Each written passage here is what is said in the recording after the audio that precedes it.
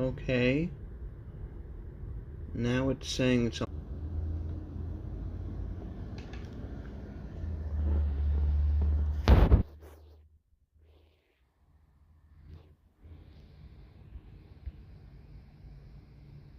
Okay. Hold on a second.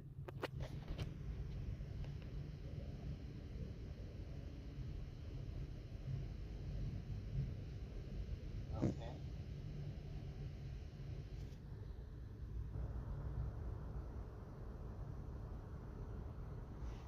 Okay, it's getting the voice too. But the problem is, if I go to play the actual game, it crashes the app. So I can't get away.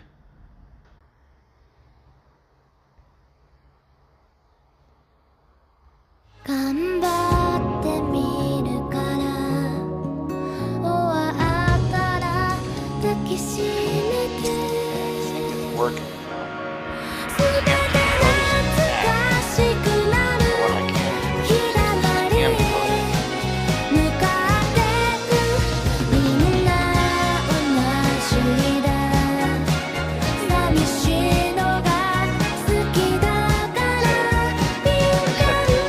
Sailing the seas on a newly built ship should make for a nice break. Kind of leave it open in the background, having it run. Okay, now there's this weird blue line that I used, so maybe that just means some kind of update. Anyway, I guess I'll just go to these real quick.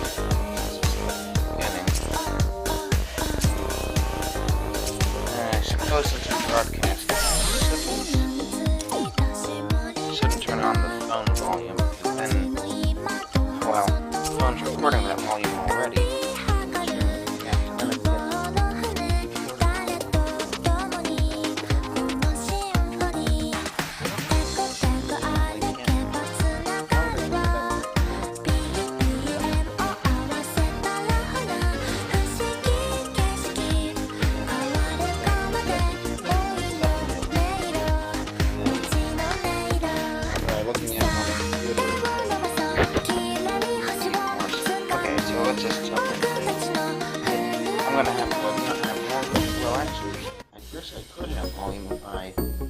Headset.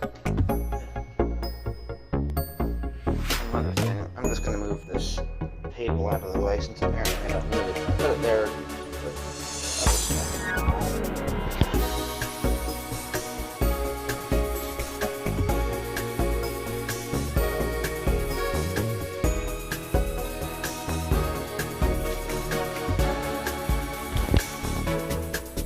This is all a little experimental, so I apologize.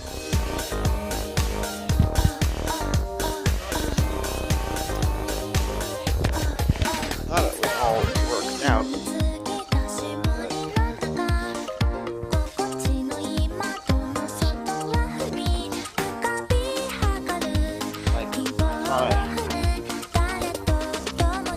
I was sure that would make it seem like I recorded off of Elgato.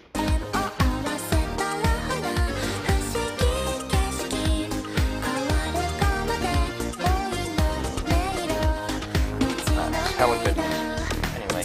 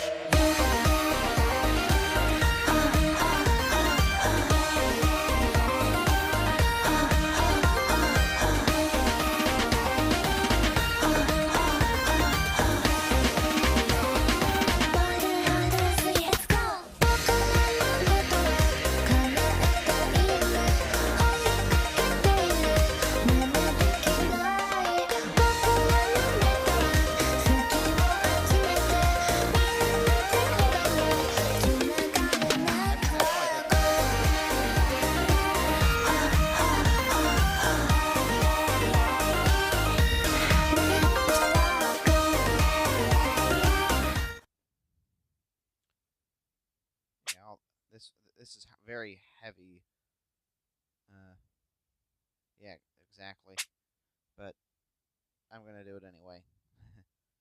No, oh no. The adopted child is you, Amber.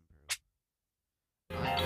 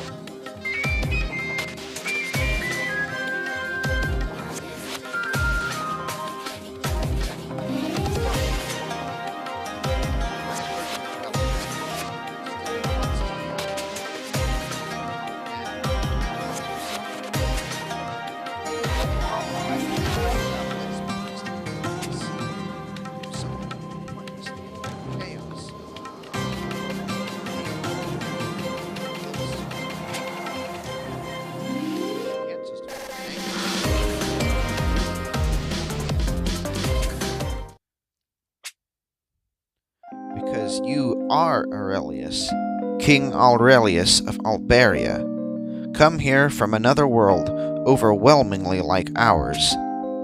The world you hail from has a different history than the one we know, one that led not to a bright future, but to one of ruin. And so the former king of Alberia leapt back in time away from that ill end. Surely you remember your own Zorni. I could never forget.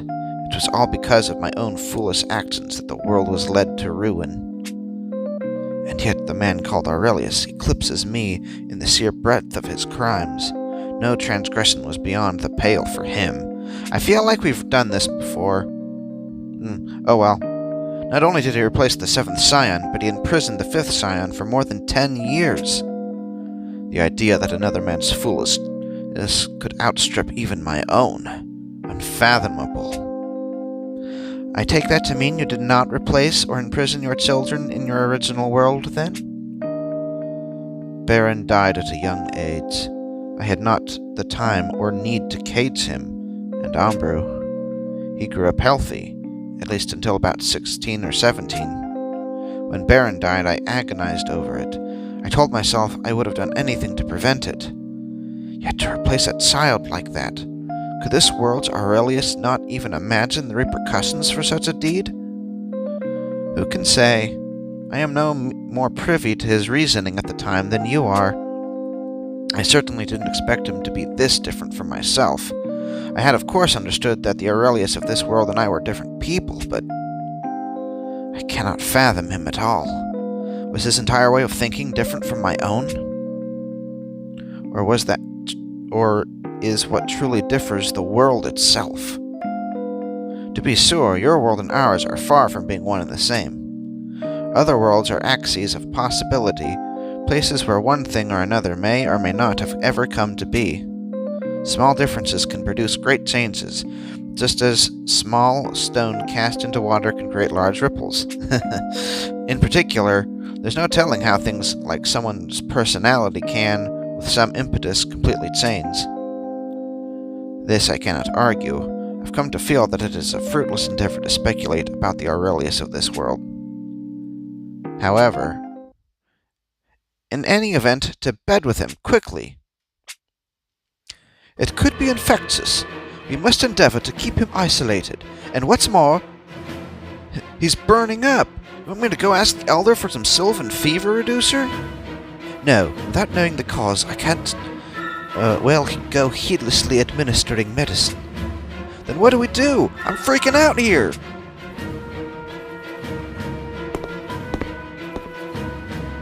This is quite the racket. What in the world is going on here? Oh, Cassandra! Good timing. Do you have much experience treating fevers? Well, I know the basics. Why do you ask? Ambrew looked terribly flushed and suddenly collapsed. We've yet to determine why. The poor dear, for this to happen out of the blue is awful indeed. A fever with an unknown cause? It cannot be. Let me go see him. Where is he now? This way. Wait. Where was he when he collapsed? What's the matter? Actually, come to think of it, who are you? An acquaintance of Cassandra's. More importantly, was the prince at a royal gravesite when he lost consciousness? How do you know that? We haven't told anyone yet. I knew it. Listen well to me. This is no ordinary sickness. It is the poison of a particular insect which was supposed to have died off 100 years ago, but survived within the tomb. And the cure is...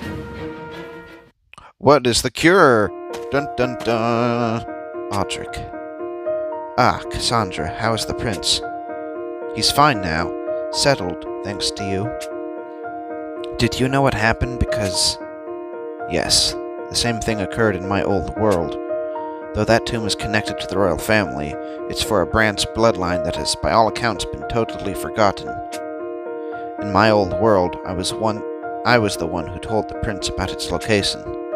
That led to his feverish episode, and I regretted it. Of course, I explicitly didn't tell him...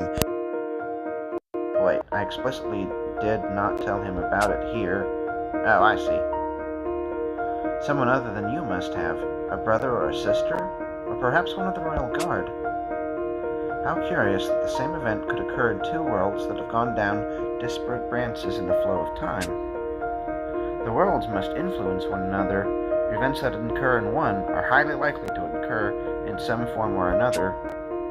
Then perhaps in regards to the children, if I were placed in the same position as Aurelius, would I have made the same decisions? Who can say? It's possible that the same things would have happened due to elements beyond your control. Hey. But it's like I said earlier, other worlds are axes of possibility. The life of the Aurelius of this world was one path you could have tread. Of that there is no doubt.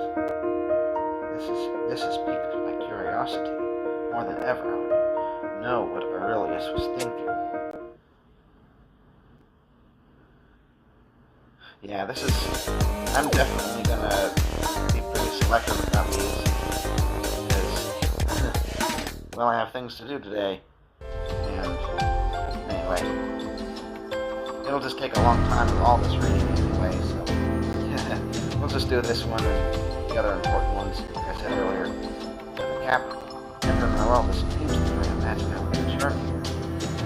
It was ruled by the iron fist of the other until recently. Couldn't simply stroll on in, but now, I think we can get away with a little recklessness. After all, young Emil is the one sitting on the seat of the Emperor. My experience with him in this world has yet to reveal an abundance of wisdom in the boy. What about yours? A good question. Unlike his siblings, he is not outwardly seen to possess the same privileges. The fact that the city is deserted doesn't look like it's down to a difference between the worlds. My travels, I've heard tell of its reputation, but this is truly terrible. There's hardly any human activity. I'd swear the place was in ruin if I didn't know better. Well, it's little wonder. The new emperor is adept at inventing reasons to persecute. There even seemed to be some who believed the reign of the previous emperor was preferable, impressive though it was. I hoped things would improve once they were distanced from the other's rule. Beggars belief that the people could in fact look back fondly on such dark times. Yet another of your sins. Honestly, you could do with a new stick. This one is worn out as welcome. Though I certainly cannot imagine either you or Aurelius winning the award for Father of the Year. I have no retort. Yet that is all the more reason why I must take responsibility. And just how do you intend to... What's that?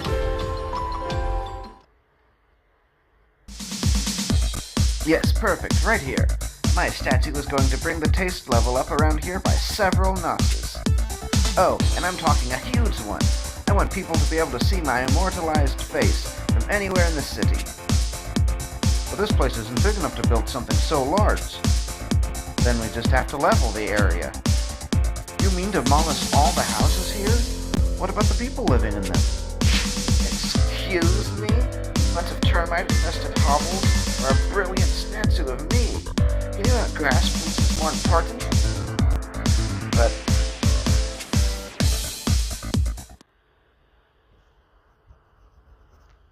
blasted Emil, just listen to yourself. Steady, Audric. If you were to fly into action out there, you'd only make the situation worse.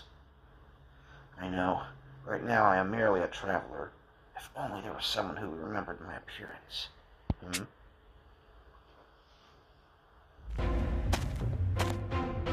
Your Highness, Your Majesty. What do you want, Magnus? You leave this matter to me, sire. Fine, whatever. Don't disappoint me. I will be sure that the result is in keeping with your heart's desire, Your Majesty. Sir Magnus, if we proceed, it is an imperial decree. We must obey.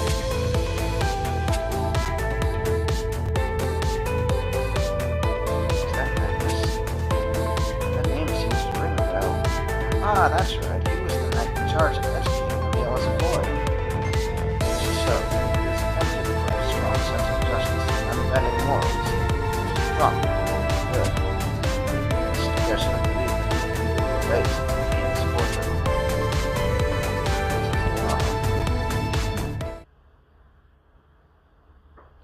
Busy times are ahead, it would seem, but for now Magnus, I did not appoint you as Emil's instructor so that you would go around cleaning up his messes. What? Who speaks? You would do well to bite your tongue ere you slander his majesty. Have you no recollection of this face, Magnus? What? It cannot be. Impossible. Seeing a man who died long ago standing before you, 10 years younger to boot, is rather absurd. The court magician, too? Looking as she did back then? Am I dreaming right now? You may think of it like that, as though your former lord has come here, the world beyond, with a warning. A warning? I see. I suppose if you really were King Aurelius, you would not be able to overlook the state of the royal capital. You seem well aware of it yourself. So why do you lie indolent like this? You are an upright man who abhors iniquity, even more than I. I remember you flaring up often about perfidy, immorality, But anyway, then you remember my outburst. It's a great shame. You should feel nothing of the sort. That uncompromising morality is why I trusted Emil to your care. If you were the man you once were, more than anyone would be aware of the terrible state of the city. Why do you balk at your duty to my son? You are to provide remonstration, and if necessary, guide him to his eternal rest, should you judge him beyond salvation. Wow. Your king is asking you a question, Magnus. Silence will not be tolerated. This is decades ago back before my eyes. I recall very well an honesty of the former court magician. Because you are even more obstinate than Aurelius, I wanted to give you a telling off on more than one occasion. This truly takes me back. And that we did not come here to rekindle old friendships and ask for your answer, Magnus. It is because I believe in it. What is it you believe in? What do you see in my son? His ability. Ability? Young Emil? I know what you mean to say. It is true that Prince Emil is the most unlike his majesty and any of his siblings. You mean he lacks the talent to be a ruler? That is a valid perspective, but I believe that he, more than any other, is well aware of that fact. He feels keenly how powerless he is to act on his own. But I believe that he possesses a resourcefulness as a ruler that even your majesty, the wise king himself, lacks. And so you pin your hopes on that ability. So, people who are suffering under Emil's tyranny. We can hardly call it governance. I know that. I believe we should support him until a sense of kingly duty sprouts within his heart. Your loyalty is commendable, but we speak of a young man who has no head for rule, nothing less than the seat of an emperor. So long as he calls himself a lord of anything, Emil has a responsibility, one he must shoulder himself. But if he would do so, he has no right to preside over anything or anyone. Not do so. You are correct, this is why I so dearly respect you. Yet, how does the weight of that judgment bear down on the bond between the father and the son? What? Emil wants more than anything to feel as though he will be all right. He's never struggling, never desperate for help. At such times, is it not a parent's role to support him? I do not recall that I used any parent to not claim the role so believably. What choice do I have if there is no one else to do it for him? With all due respect, Your Majesty, the one who is not enough for a meal is you. Speaking as the wise ruler you are, you assert correctly that this ruler and parent ought to be disposed. Speaking as a father, you made the choice to cut off your own son's future, and that is where I believe you were wrong. As a father, you see. Fun story. Very dramatic. Racing and stuff. Balancing the roles of ruler and the father and stuff like that. Damn it, why isn't this working? Why won't they just acknowledge me? Emil. Who goes there? By royal decree, nobody is supposed to be here right now. No, it can't be. Father? So you recognize me like this, do you? There are portraits of you in the castle. I've gazed upon the painting of your coronation more times than I can count. You? But how? I declared that painting an exercise in vanity and had it taken down. That's right. I spent countless hours in the storeroom where it was locked away. I'd look over at it over and over, wondering if I would someday end up like you. Emil. You know what? No, you won't deceive me. My father is long dead. Yes, you're right. He is dead. Part of him is unable to move on. So he stands before you now. Think of this as a final admonition. Oh, okay. From your father, and listen well. What? I don't... Emil, what happened in the city? Your tyranny has ravaged the city, where people grieve. I hear that a significant portion of the populace has fled the capital entirely. Before having a statue built in your likeness, shouldn't you consider fulfilling your responsibilities as a ruler? Even you, father, even you would throw that in my face. It's always the same. My responsibilities as ruler, my role as a member of the royal family, always that. You think I don't know? I'd take care of it all if I could. Do you have any idea what it feels like? To always be assailed with the exploits of my elder brothers, to be reminded how my elder sister would act in my position. Can you even grasp the misery of realizing that I will never, ever fill their outrageously oversized shoes? You need not imitate your siblings. You have only but to do what you yourself can do. I did, and it wasn't enough. 1,000 voices screaming at me that I'm not good enough as royalty, that I won't be able to adequately rule if I don't change. And that's why I decided to say to hell with it. To all of it, rules, responsibilities, all of it. Rules, responsibilities. Sorry, Neil. Even though Father alone told me I was enough. But you told me if being a prince was a burden, I should cast it away. You told me if I had no need of my duty, I should get rid of it. I did? You don't remember? No. He means the glories of this world. And so now you come before me after all this time and you tell me to do my duty? I think I said such a thing to me. Now that I think of it, I never spoke to any of my children about anything other than being a ruler and of their royal status. Did I ever to speak to them as a son parent to a child? Even as I was aware of Camille's worries, I thought of them as inevitable, as long as he was born a member of the royal family. The Aurelius in this world was different. He tried to treat his children more preciously than I did. Perhaps he valued the love between father and child, a love that I did not attempt to experience. I knew it. I've never been anything but an aggravation to you, a piece of refuse not worthy of sullying your hands with. What you said to me back then was just a throwaway comment, just something perfunctory to get me out of your way for the moment. Perfunctory. I'm left with one way to help him now. Emil, I am sorry. It was wrong of me to try to force you to take on the duties of a ruler if you chose not to take them on your own accord. I've never believed you to be an inferior. If anything, there were times I thought you well suited to being king.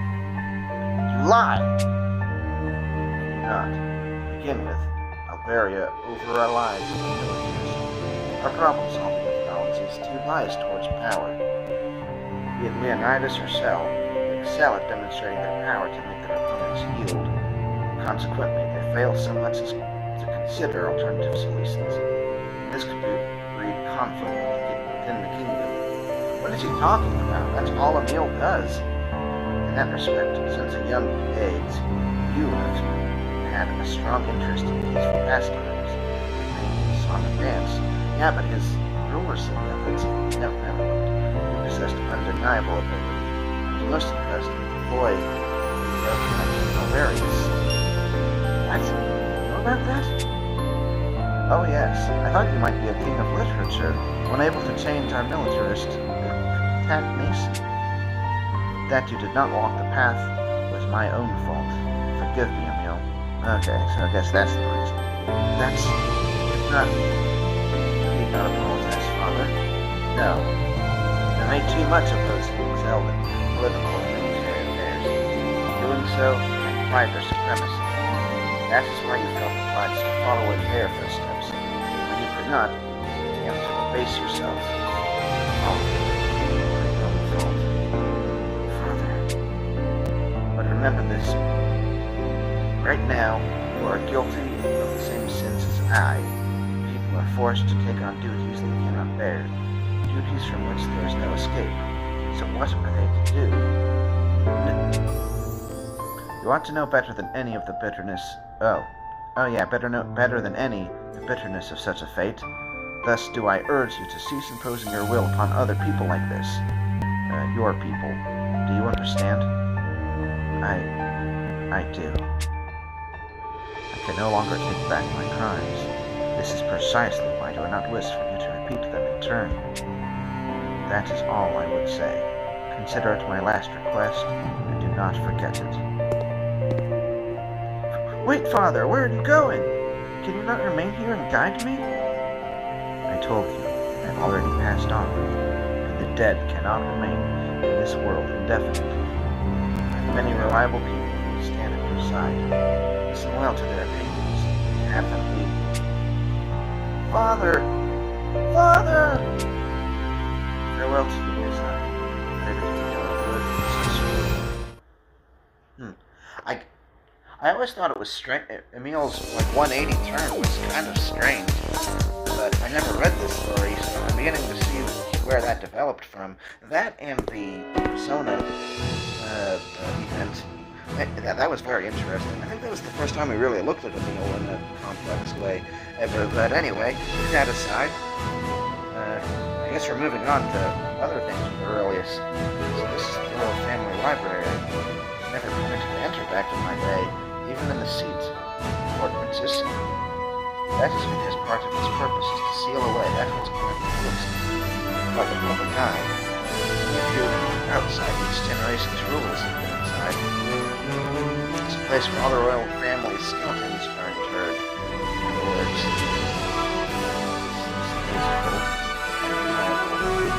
place ought to have never existed to begin with. Well, a royal dynasty isn't all kissing babies and cutting ribbons. In any event, let's make good use of the place now. Agreed.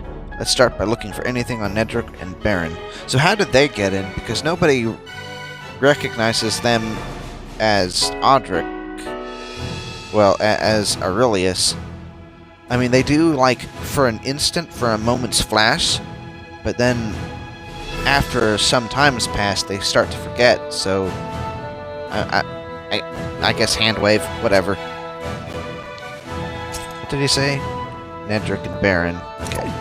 It would be most expeditious if we could find something written by Aurelius at the time. I'd wager that's a lost cause. Still, let's give the place a good look, and in the unlikely event we find ourselves fortunate.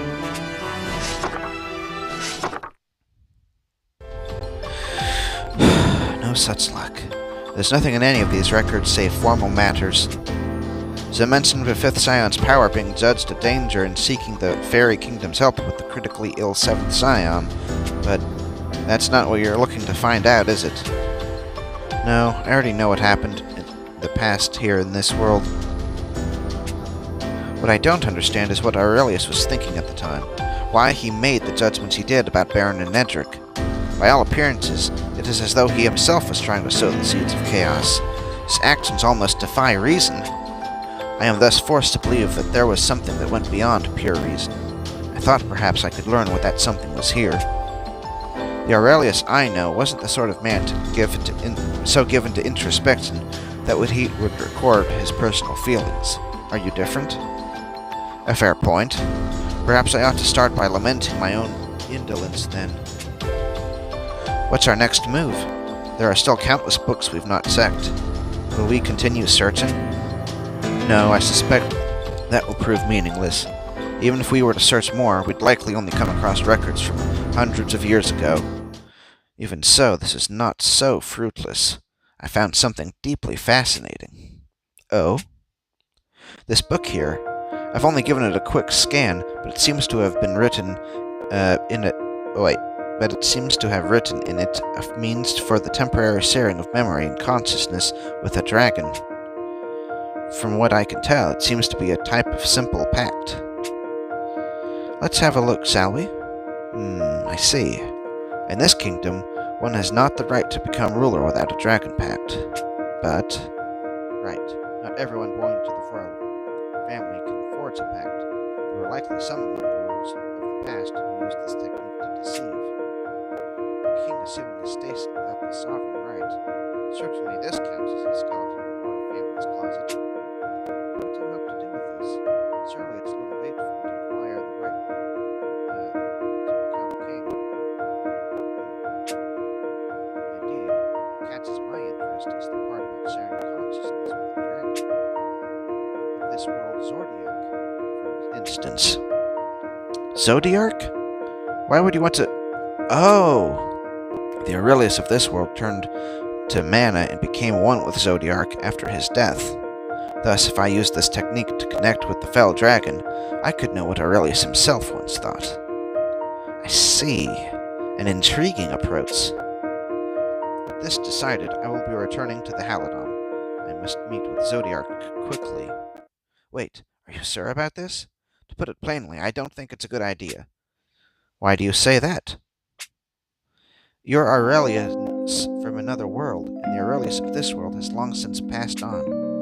What of it? Why do you now bring up things already evident? Because you don't understand a single thing about yourself.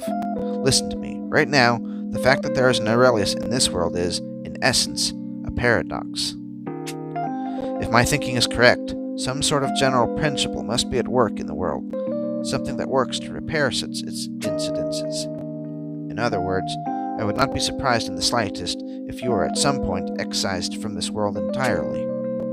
Excised from the world. But right now, you are severed from the chain of causality. Even your very link to the world has been cut. As a result, you've come unstitched from those natural principles, and that is what protects you from being summarily erased. You said that sharing consciousness with Zodiac would be a form of pact. It is possible you could be connected to the underpinnings of natural order through it. Not even I know what might happen to your body in such an event. But one thing is certain. The world would spring into action you see expunged. The world would spring into action to see you expunged. Oh, okay. The mere sound of that strikes fear into my heart. Audric, I'm not joking. It's always been a bad habit of yours to make light of your own well-being. Forgive me. I did not think you were joking, but can this principle you describe be resisted somehow? I'm afraid that's impossible. It is, so to speak, a universal rule of the world. Then there's no use fretting over it. I will take the actions I think I must. No more, no less. Honestly, I forget what an impossible man you are. Aurelius was the same way, for as long as I can remember. I'm sure you are plenty of trouble for the Cassandra of your world, too. Indeed. I left her a debt I can never repay. Then do me a favor and don't try to pay it forwards to me. Well, I've never heard... Oh, wait, did she say do me a favor? Oh, yeah. Okay. While I've never heard the specifics from you, I assume that the me in the other world died smiling, yes? Well, yes, she did.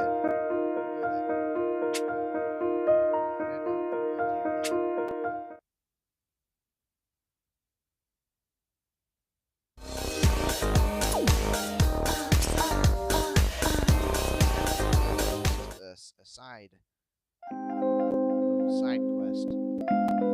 Most of this is all about the chain of causality that he's doing. It's trying to figure out how this works.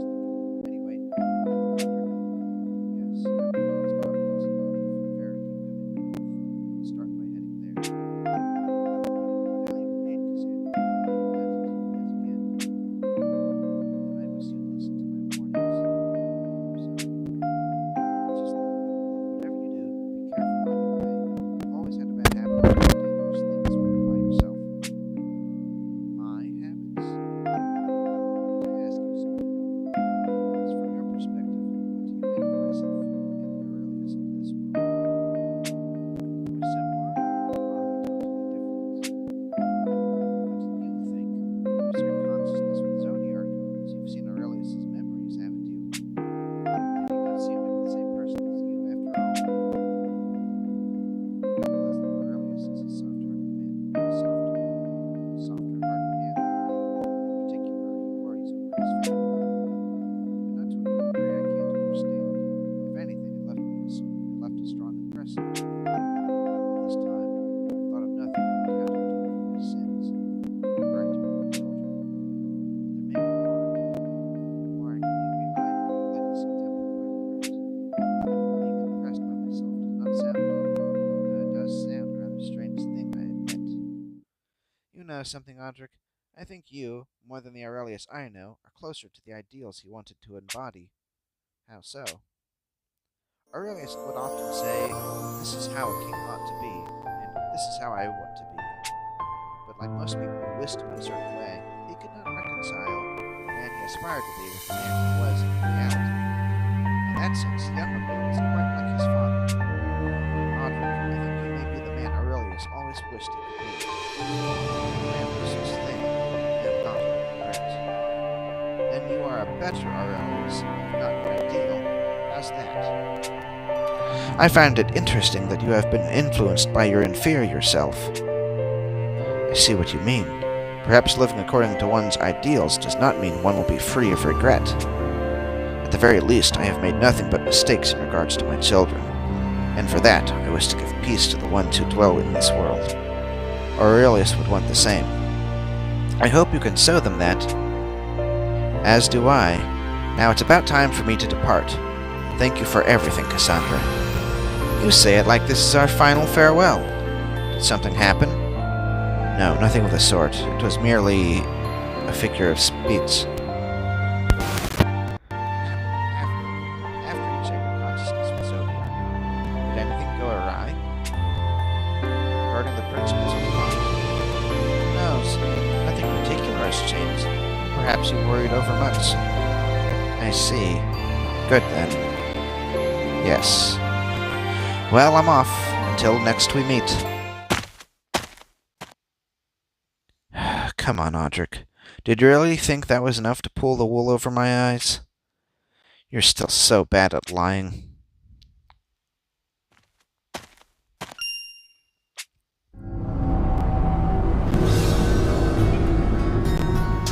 So, at times, I can feel as though... Yes, so... At times, I can feel as though my body is going to disappear. Perhaps this is the excision Cassandra spoke of. What's more, the intervals between these episodes seems to be getting shorter. I may not have much time left, but I cannot stop. As a king and father both, I will fulfill my duty, for myself and for the Aurelius of this world. I'm coming, my beloved progeny.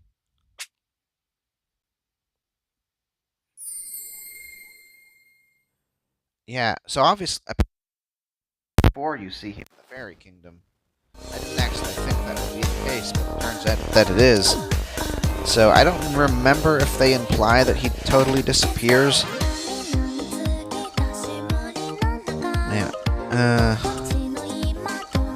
I really...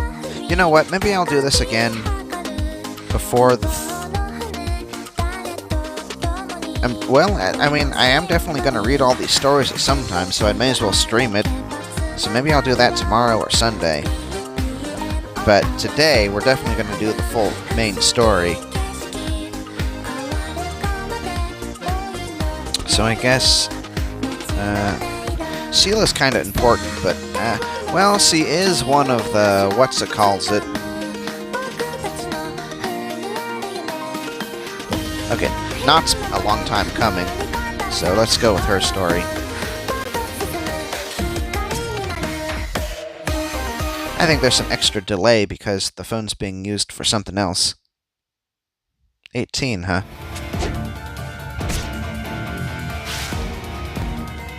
There ain't no point in splitting into two teams when you got this many fiends. More incoming over here, guys! Ah! Xena! Out of the way! Let go of me! Hey! Get your grabby powers off her, or I'll... Is this a prequel? Because by the time you could use her as a playable character, she should know how to transform. Huh. I guess it is a flashback. Why do fairies have to be so tiny and weak and lame-o? Wait a second. If I had my other form back, I could be kicking fiend booty like everybody else. Okay, never mind. I want to actually help! Huh? What's... not? That light. Is it happening again?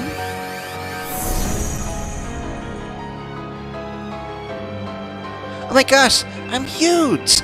Yay! Okay, so it may not be the grown-up me, but it'll do. Now let me just break out of the scary nut voice and... Get your hands off her, you jerk fiend!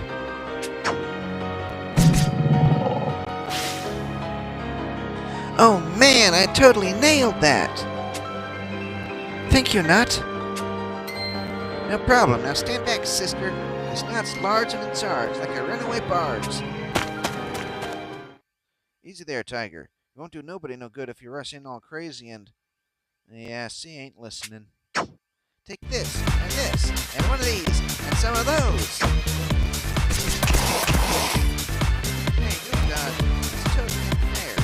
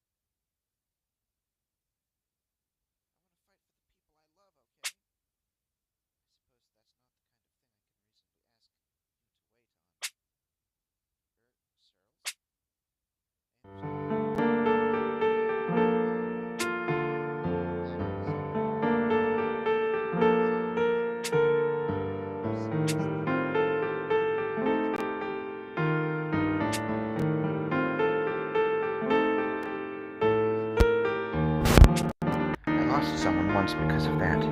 Someone important. And I was furious at myself more than anyone. I'm so sorry. That sucks. Until now, it's been considered taboo among fairies to return to a larger size after reaching full maturity. But why should that be if staying small means being powerless to help our own? A number of us rejected that old thinking, which is how metamorphosis was developed.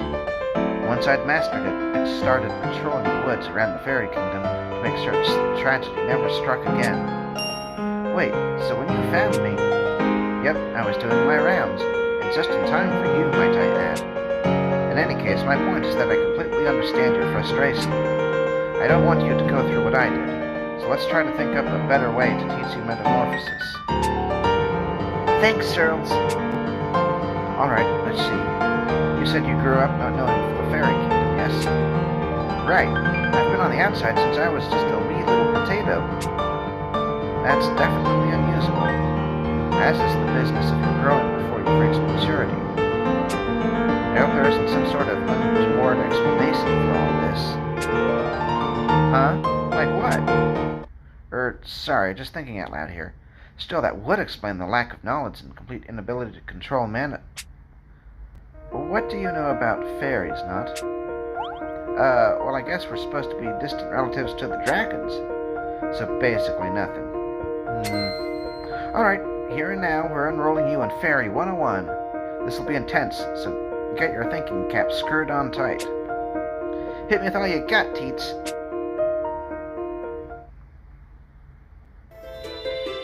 Focus on the mana. Focus. Right, just like that.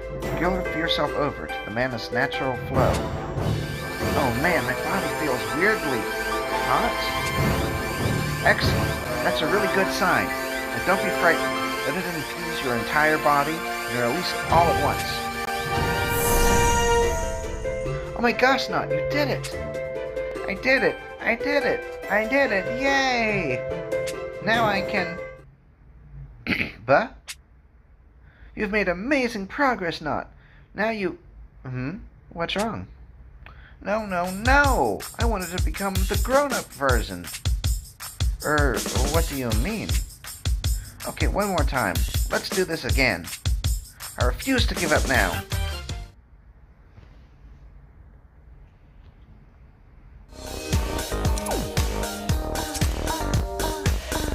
I'm really confused about where this fits in the timeline, but whatever. One more time. Okay, one more time.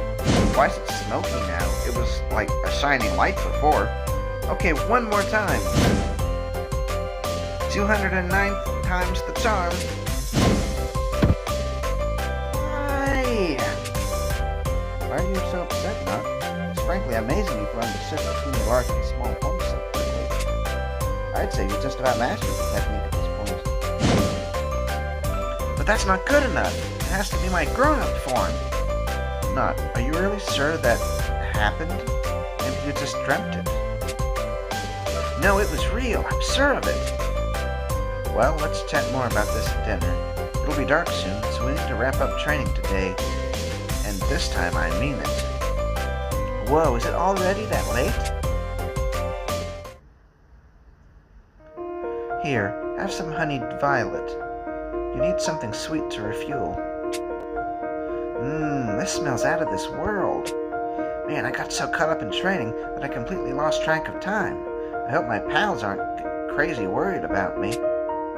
Well, you shouldn't try to head home now. You've used a lot of mana, so you'd be lucky not to pass out and become lunch for a hungry fiend. I know you're eager to rejoin your friends, but rest for now and you can set out at first thing tomorrow. Is that okay? Actually, I want to keep training here. I need to learn how to get back to my adult form as quickly as possible. You're really serious about this adult version of yourself. You believe me, right? I admit it's pretty fantastical. I did a lot of research during my metamorphosis training and never heard of anything even resembling that. But I also can't imagine you'd be working this hard just to prop up a lie, so I'm willing to keep helping you out. Thanks, Searles.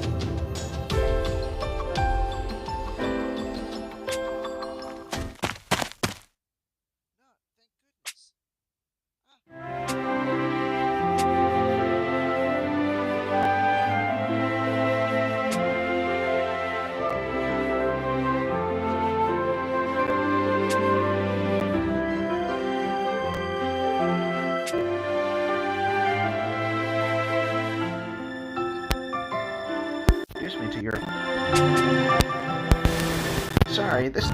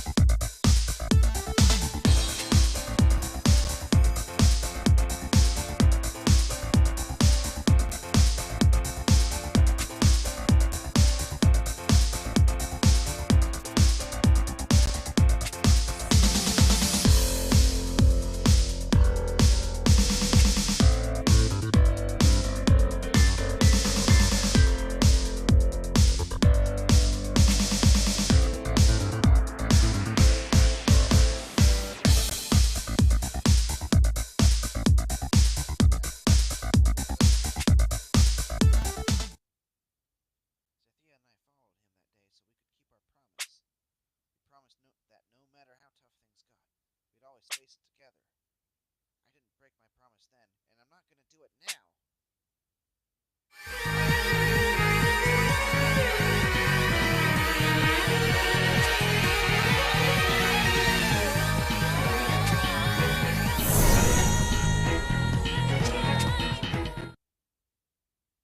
I wonder if we held that frame longer. Fog lifted.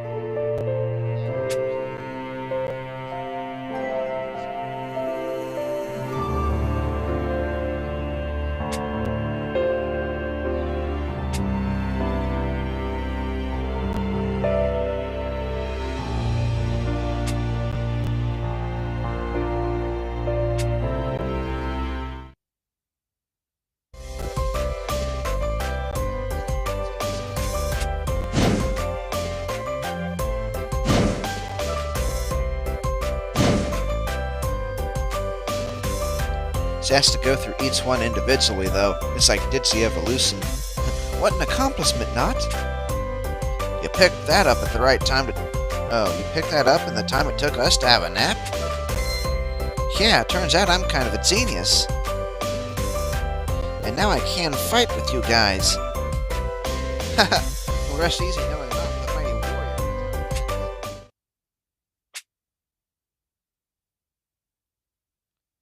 He is a danger. His mere existence is a threat. If you stay at his side, that danger will fall on you. Yeah, whatever. What did she mean by that? Do I have something on my face not? Luca didn't draw something on me while I was asleep, did he?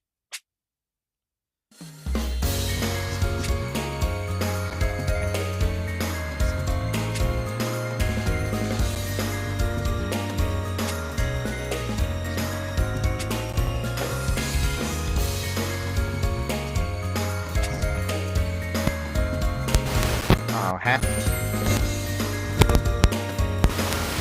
Let's see.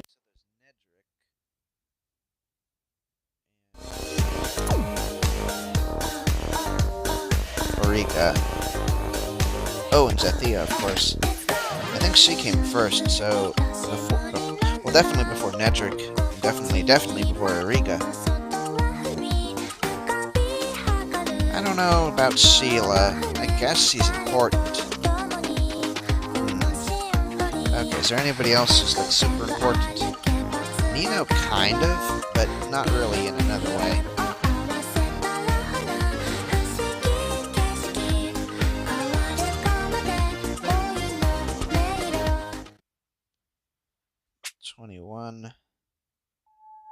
Is that Zethia? Yes, I have returned. I sense the power of Bahamut to take up arms alongside you. There's been many battles since that day. And now that I've received Bahamut's power, my foe has risen to face my brother's forces. Now fight the lieutenant. Welcome to Rage Zone's fighting for my soul and the world itself. I'm not gonna explain any of this. So just explain. It's been affected by the lieutenant. She's wrecked. Running one on the next to our battle, my brother and I will separate once more. No matter how sad we might be apart, we refuse to give in to despair.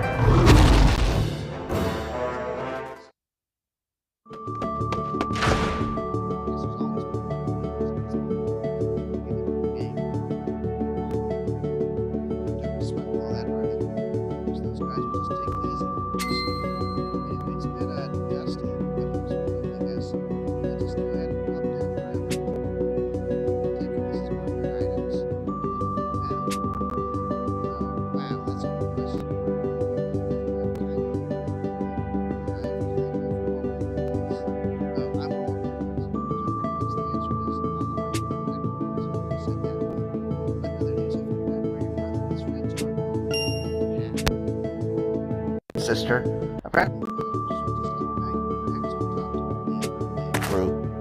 Is he alright? Where is he now? Easy there. This all happened a few days ago, so I don't know where he is at the moment exactly. If only we had reached the village sooner. Look, don't beat yourself up. It's true we don't know where they are at the moment, but we have a very good idea where they're all heading. Tell me!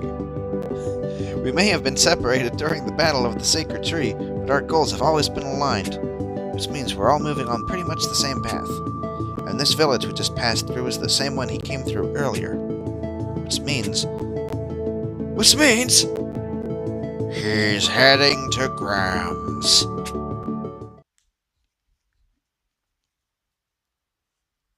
Man, that was 2 abridged references in like 10 seconds. Different series, though. With the resurrection of the progenitor, the world is proceeding down a path of ruin. Yeah.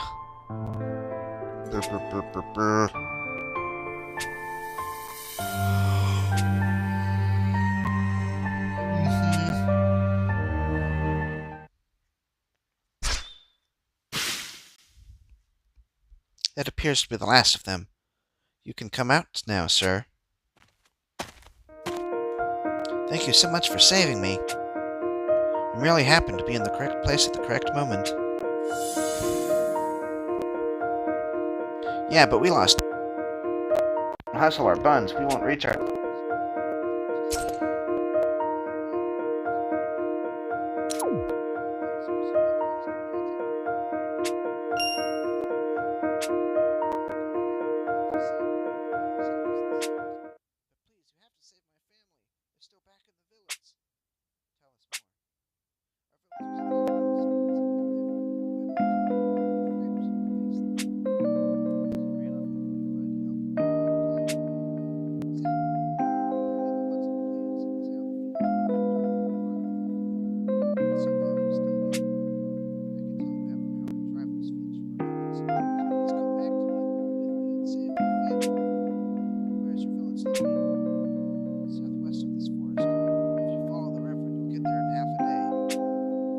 Which is the exact opposite direction of Grams. We'll lose a full day if we do this. We're already up against the clock.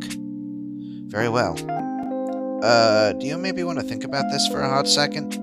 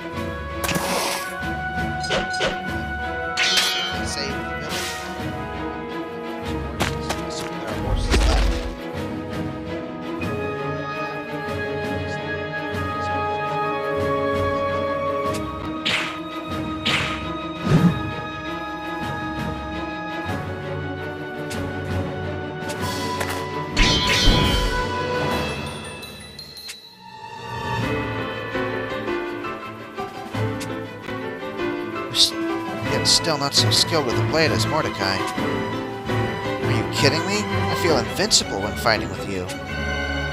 Who's Mordecai again? Oh, that's right. He was actually a playable character really early on, at least compared to when he was actually in the main story. Anyway, there, the village should be safe now. I know this is a good thing, and we should be happy about it, but... Do you regret that we went out of our way to help these people? I don't know. I think we did the right thing. We certainly didn't do the wrong thing. If that's what you mean. But I'm still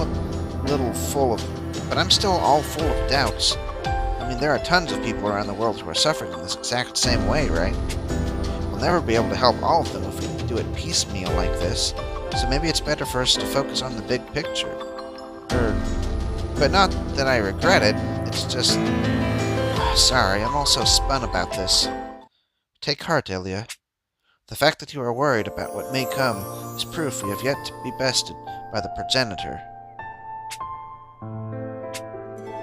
No matter how difficult or painful the situation, no matter how fraught with worry we become, we continue to believe in possibility. We do so because we must. And that is exactly how we fight against the world the progenitor seeks. Wow, you really have a head for this deep kind of stuff, huh? I see why you're the goddess's chosen auspice. There's no need to tease me so, especially as you are the goddess. Anyway, thanks, Zethia. I feel much better. I was so worried about how we couldn't tell what the future might have in store, I was starting to get tunnel vision. No matter what happens, we have the possibility of hope inside us, and we'll use that to fight for a better future. If we doubt that potential and turn our eyes from the righteousness we swore to protect, the progenitor wins. Exactly. In order to defeat the progenitor, we must believe the possibilities we have can now lead us... whatever. This is a really weird takeaway.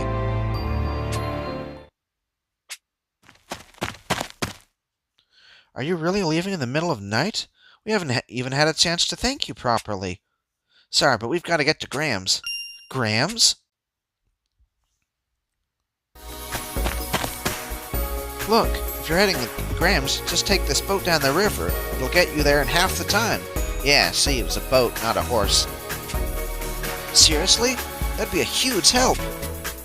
You saved our village. If I'd give you a dozen boats, I would. I'd give you a dozen if I could. And here we have an example of one possibility leading to another. Yep, the world's a pretty rough place, but I won't give up on it yet. Now let's get going already. Yeah, I reward for taking...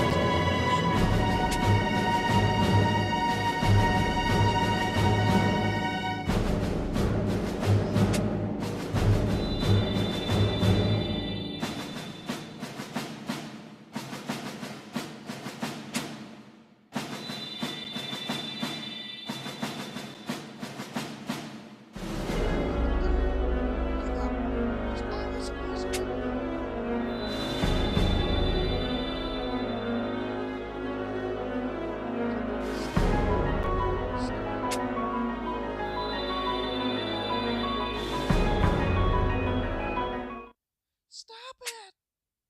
No! Why are you doing this? This is going to... No, there's still a chance. I'm using possibility to hide from reality. Chance we believe isn't something we see as reality. Okay, it's just a fact. But it's not.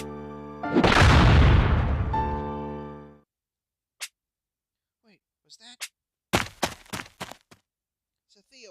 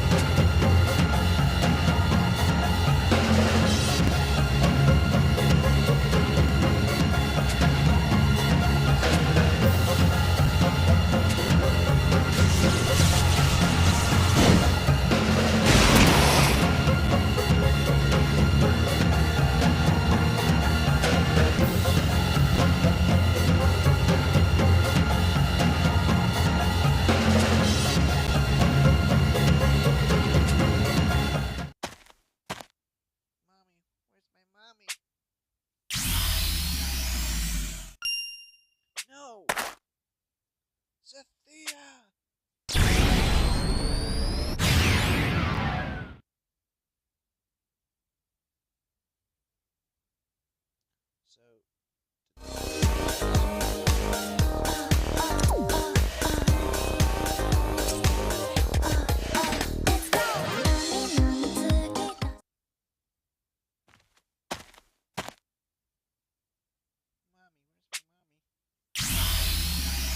Mommy, where's my mommy?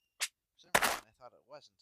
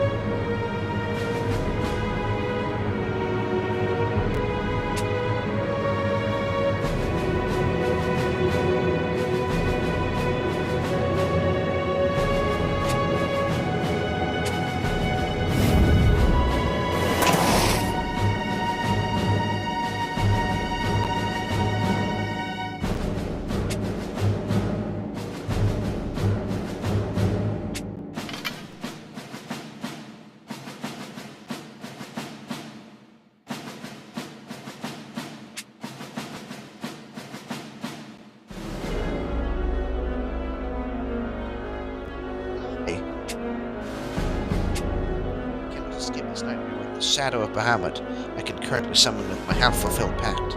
But if I were to sift into him, it will buy enough time for you to escape to another world.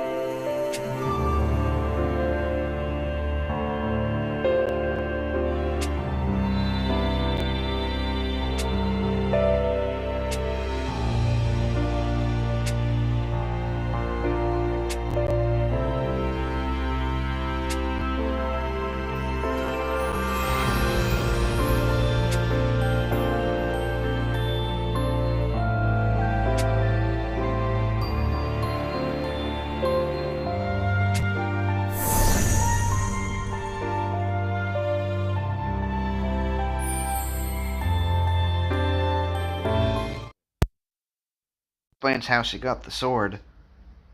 It's almost more of an Iliad story in a lot of ways.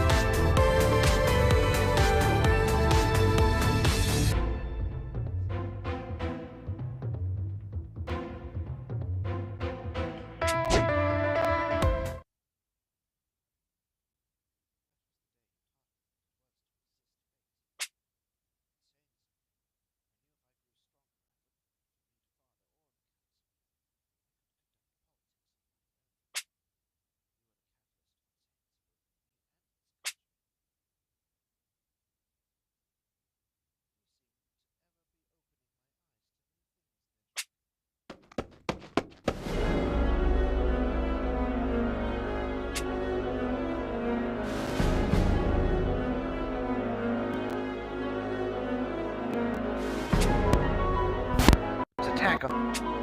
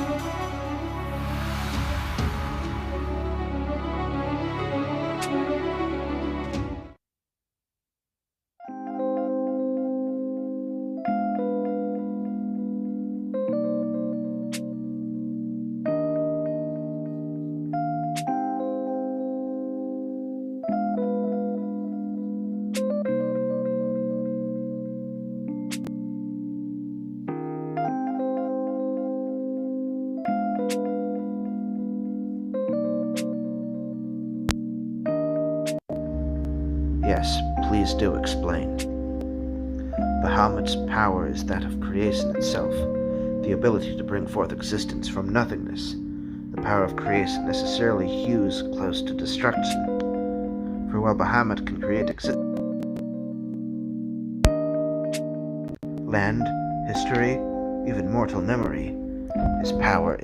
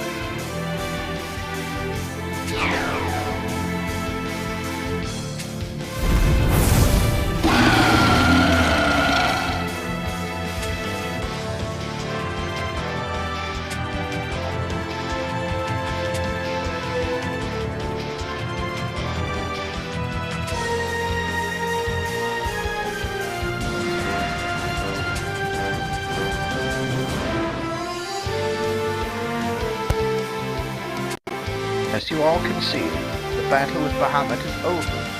Let us loose a cry of victory and sing the praise of Medric, who was instrumental in our triumph this day.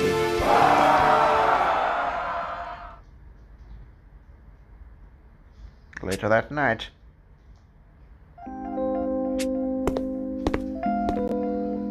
Medric, you're leaving already? We've set a celebratory seat of honor for you, and you won't even sow? With my shape-shifting seal removed, I have no reason to remain here. I suppose so, but thank you regardless. All has been settled because of you. Also, I'm thinking of signing a temporary reconciliation agreement with my father and the council. Joining hands with Finlorda? Yes. If I back my father, it will increase my support from the people, and I want to make good use of that. Furthermore, having heard about the past, I understand the reason for his betrayal. Because you protected the Fairy Kingdom, it now has a future. I'm very grateful. You don't have any reason to thank me. I only fought for my own ends. And yet you still protected the kingdom from the illusion's attack, which is why, as I said, its future exists thanks to you. Meeting with Ambrose has most definitely changed you. Maybe. Well, for my part, I wish to keep fighting at your side and see your change myself. And see your oh, okay. But as for a kingdom to lead, I can no longer journey with you. But as I have, yeah. We didn't cooperate in order to become friends, did we? No, we're not friends. We're comrades. But you are welcome in this kingdom any time. Think of it as your hometown. When the battle is over, make sure to come back here, all right? I can't make any promises, and you aren't the one who decides my path. That falls on me alone. Oh, jeez, relax.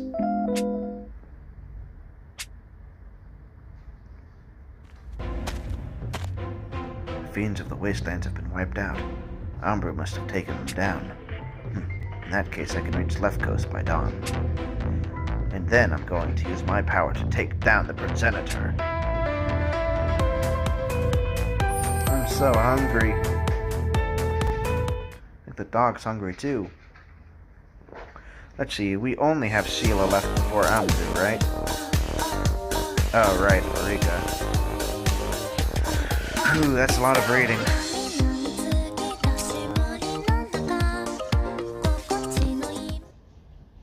My arm's all cramped up too because I've pulled in the phone like this.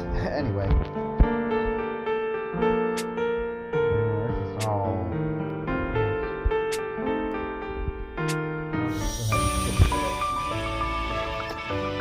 She was being possessed by Satan.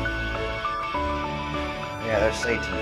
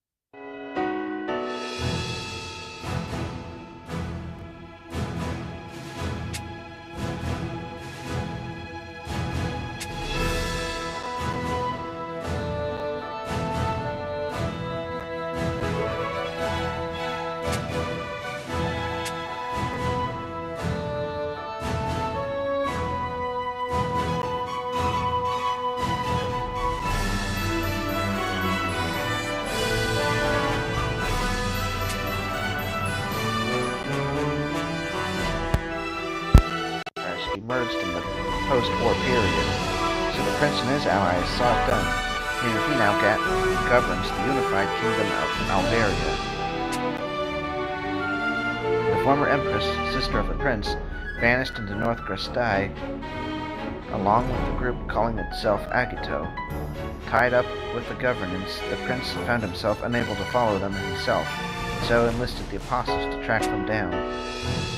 To avoid fomenting animosity on the part of the former imperial subjects, the government's public face is a joint body of the prince and the former empress.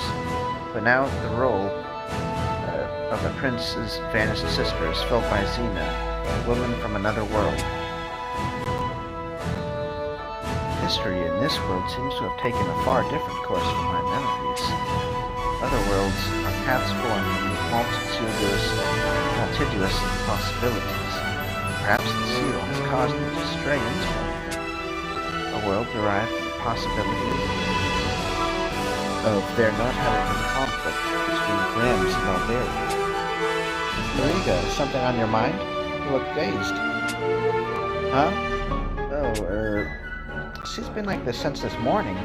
Somebody didn't get enough sleep. Oh dear. Well, if something is troubling you, feel free to confer with me again. We are fellow auspexes, after all. Well, thank you. I see. In this people, I apparently consulted with people regarding the progenitor. Thus, I did not worry over the matter alone. We swore to deal with the progenitor together, and I did not desire Satan's return.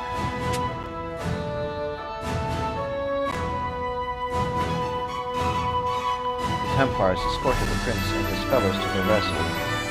They have departed with the captain safely. Thank you for the report. Basilius, it's time. We must get to the inspection as soon as possible.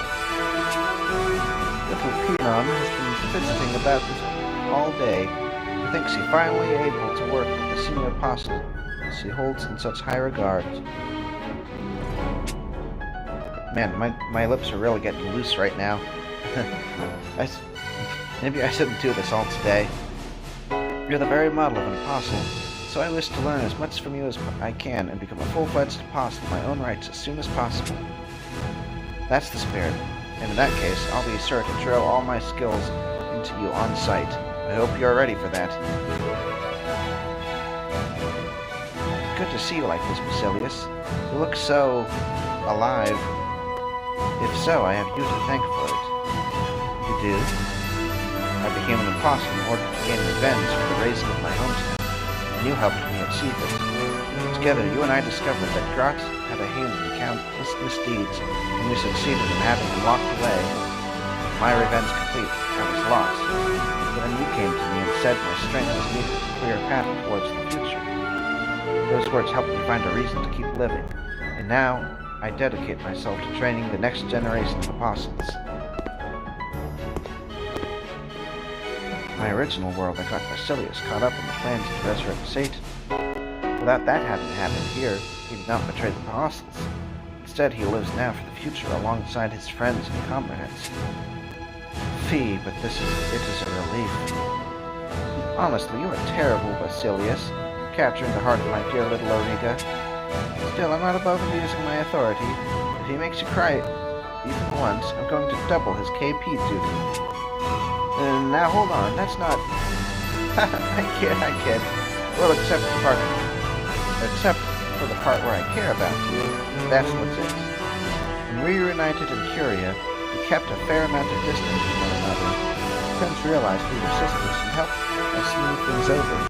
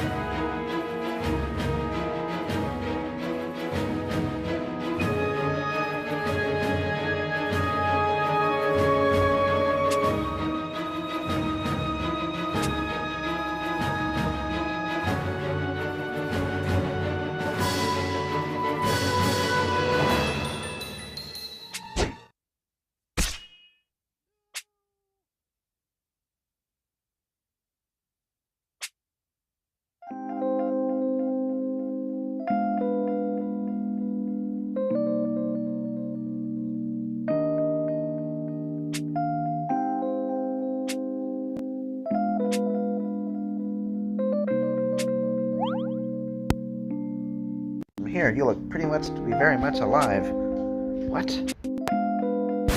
Maybe we should go...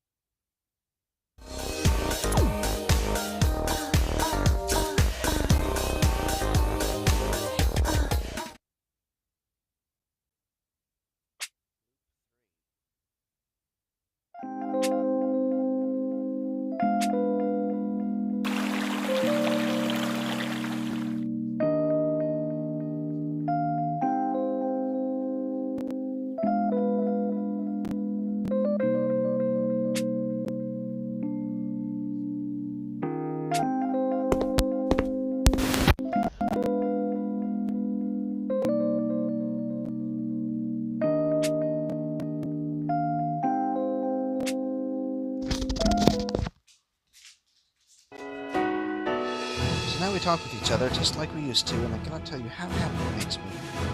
Makes me get words, you know. This conversation is going the same way as before. It seems I am correct about this world being a loop. It is similar in that my death is destined, but this is different from the singular perfect world I once saw. As this is not a world under the control of the progenitor, there should be some possibility of my breaking free and surviving the loop. I cannot abide the idea of doing nothing and dying. I must resist my fate. Before, it would seize me while I was in my room. So in that case...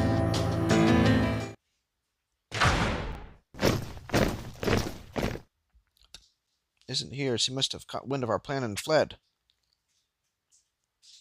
We've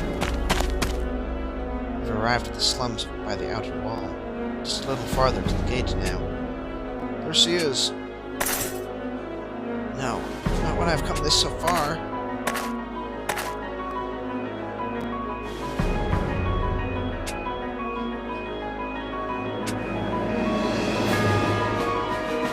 There's something about this. I'll just be executed again. If I don't resist, I have no chance of survival.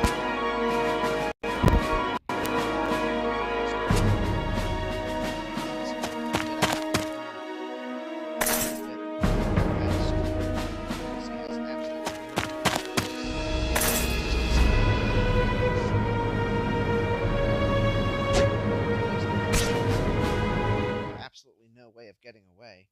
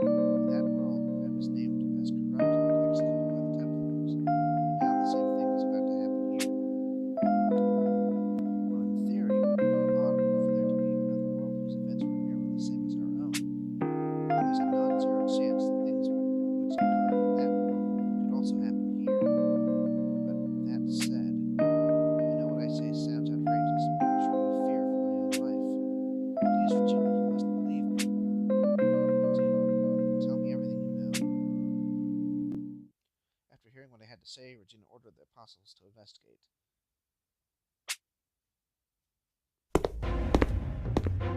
Bingo, Regina.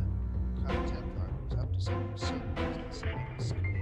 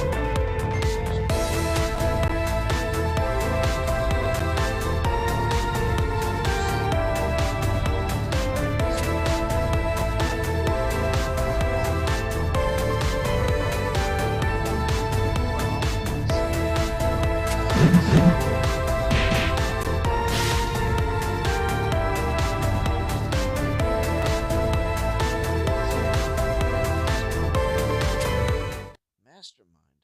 How positively scandalous. I simply mean to protect our church from the malfeasance of this corrupt hospitals.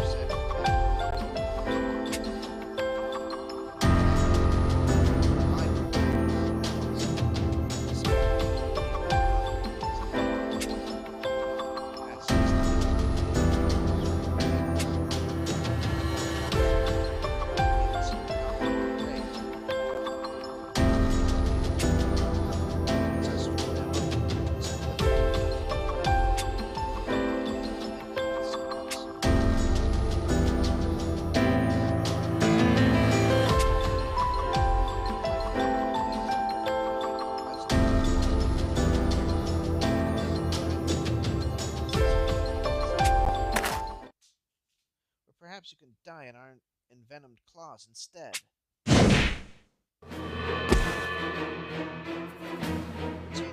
Martina! The blazes are moving.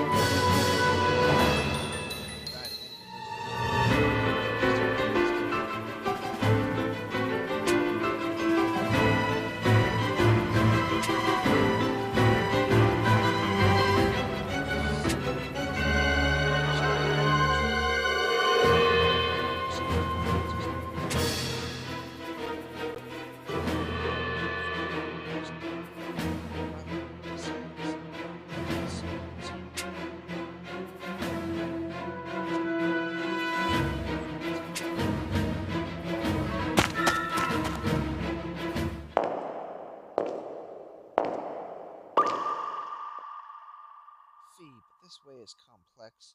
Are we on the correct path? There's an exit just ahead. From there we can escape Grams and...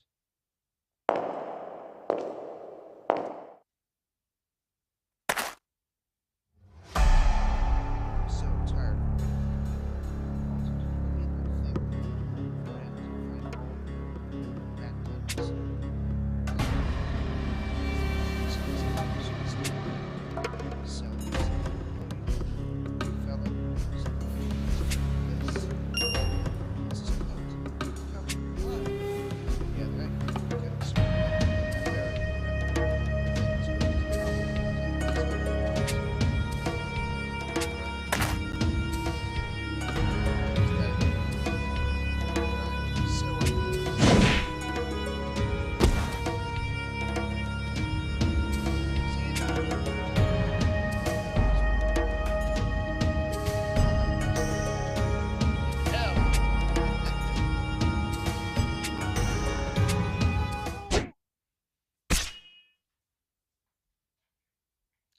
She's already in hell.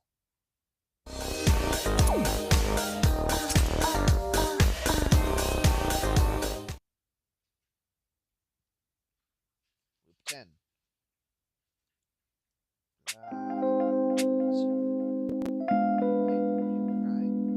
Jeez, that must have been a whopper of a nightmare.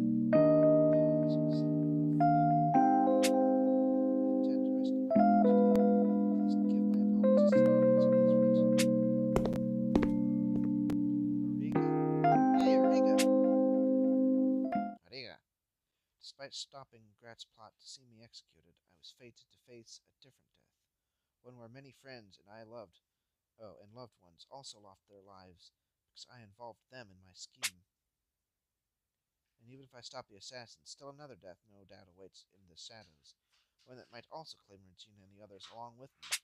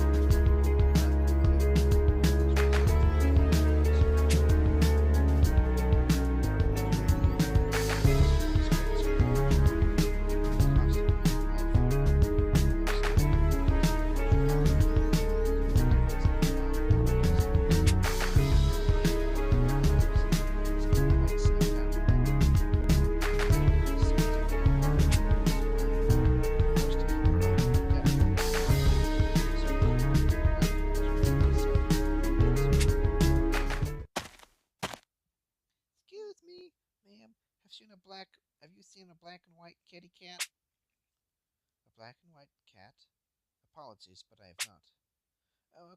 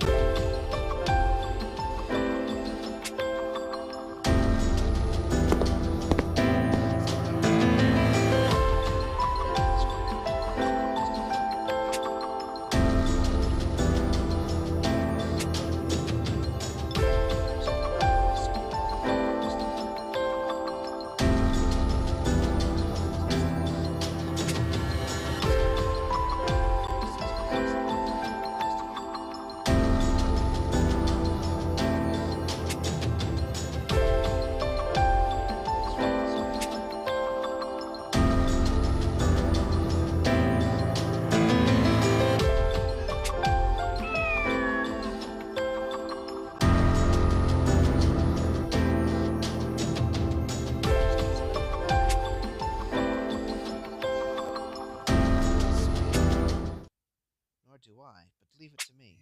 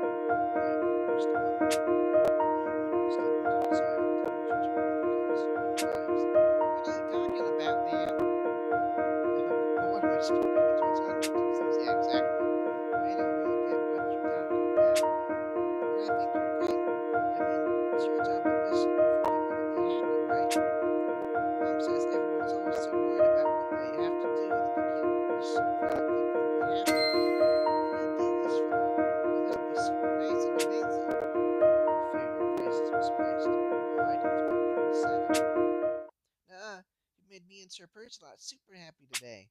And I'm sure you will have lots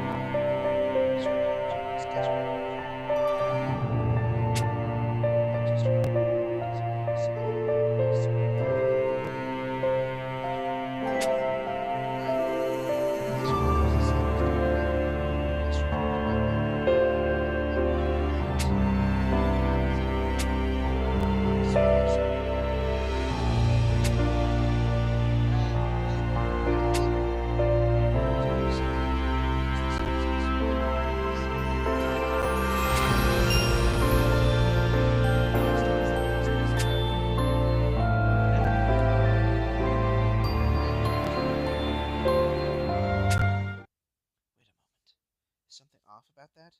Am I overthinking things, or... Ma'am, we really need to go.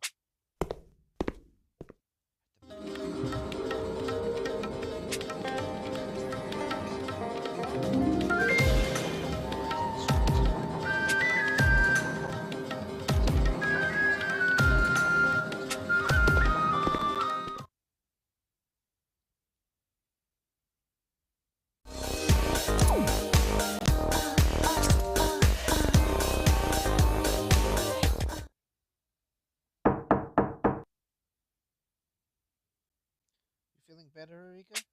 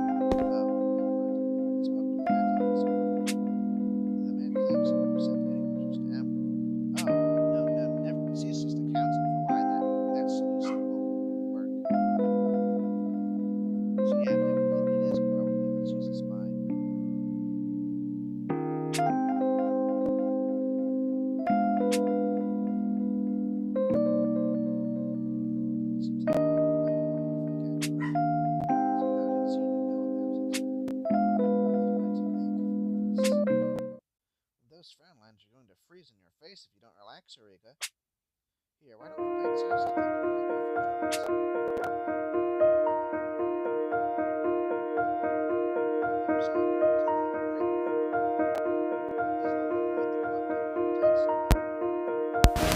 Anyway.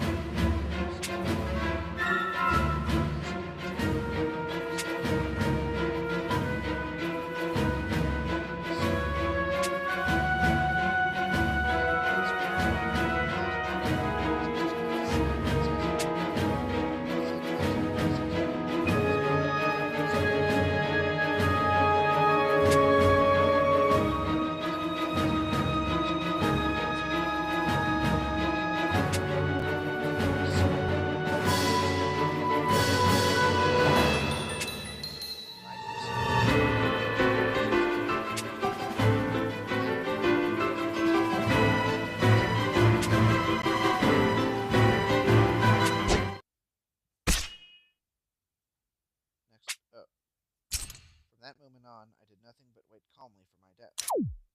Wake on the throne, meet with the prince, talk to Regina, be captured and executed. This pattern repeated itself over and over again.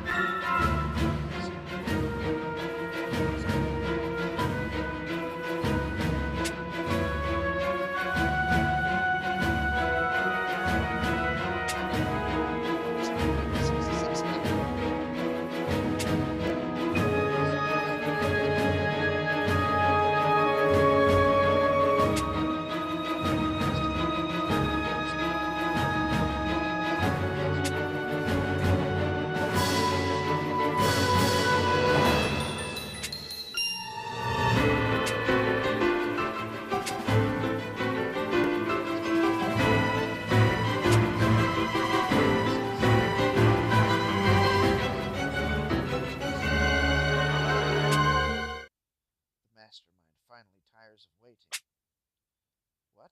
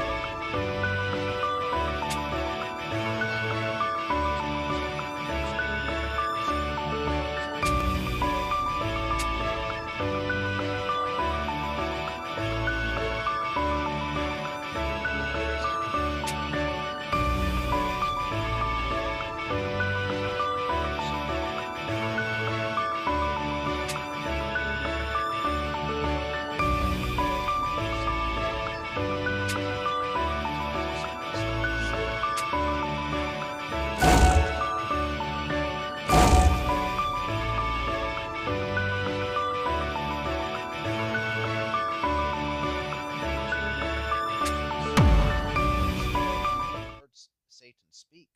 I always thought he might be mute.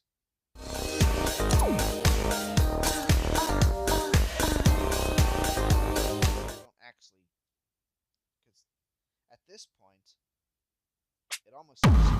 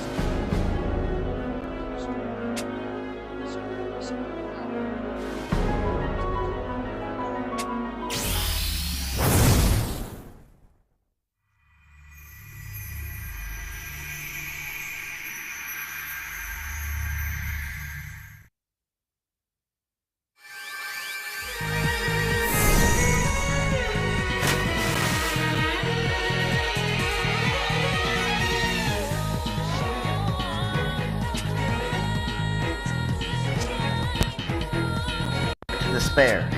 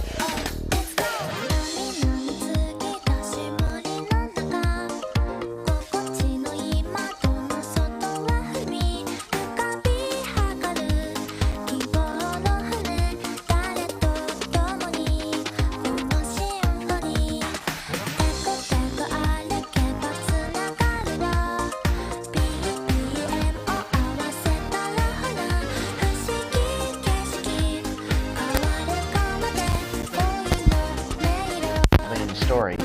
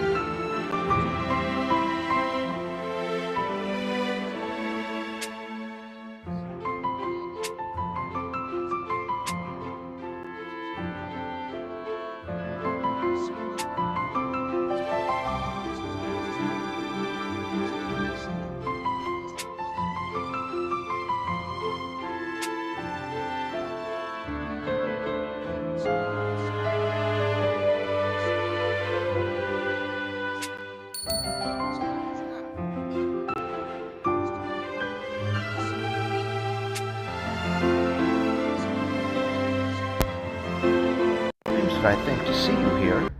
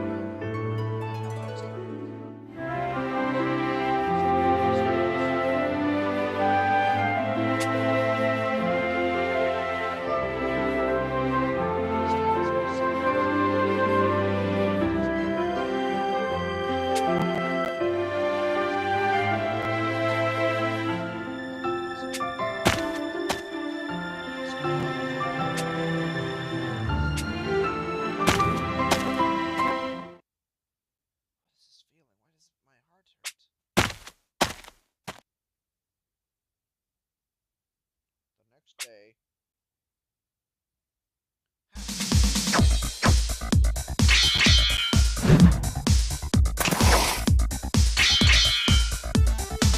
Enough.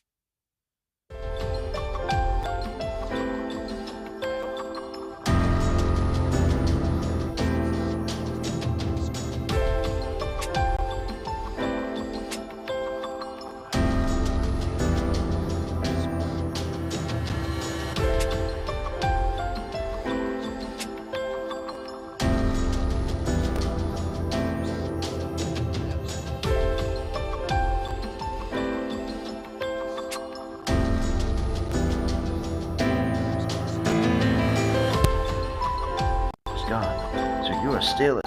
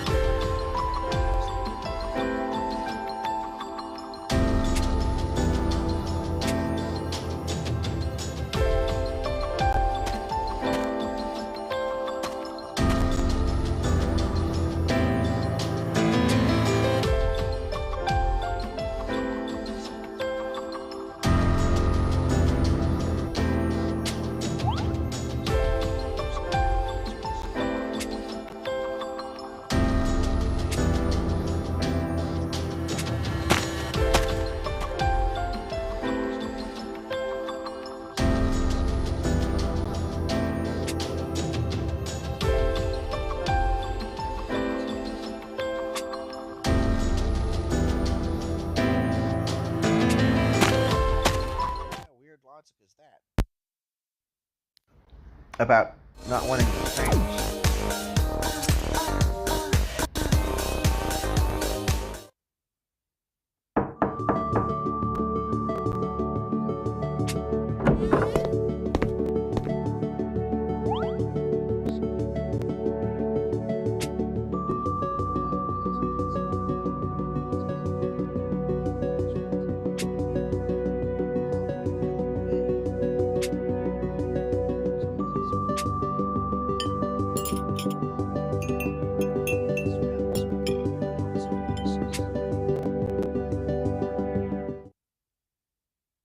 Was I dreaming about the past?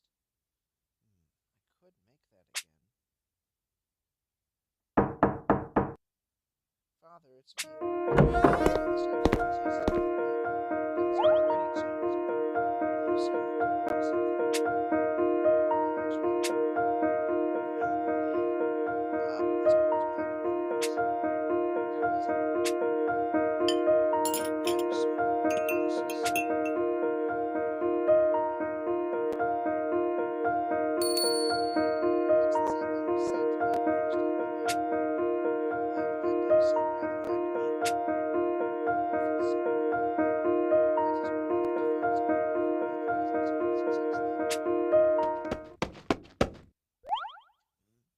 There seems to be quite the commotion outside. We've got amazing.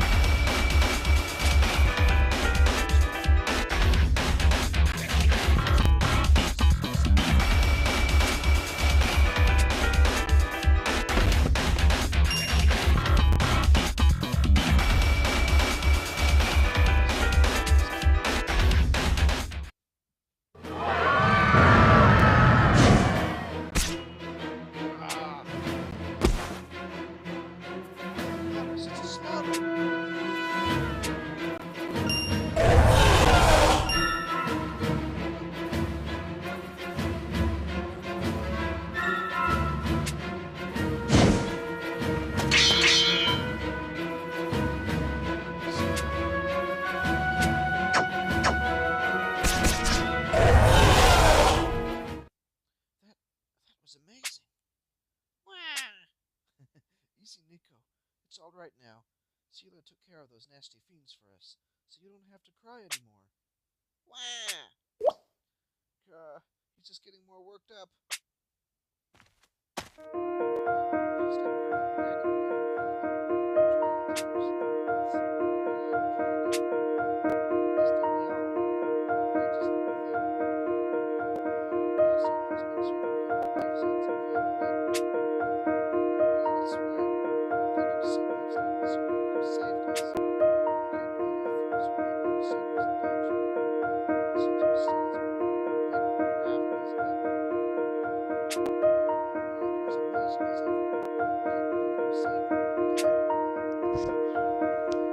Yes, I suppose I did. I feel that warmth in my heart again. So much has changed, and yet so much remains the same. I think realizing that fact is starting to make me happy. And not quite the right time for a revelation. Yeah.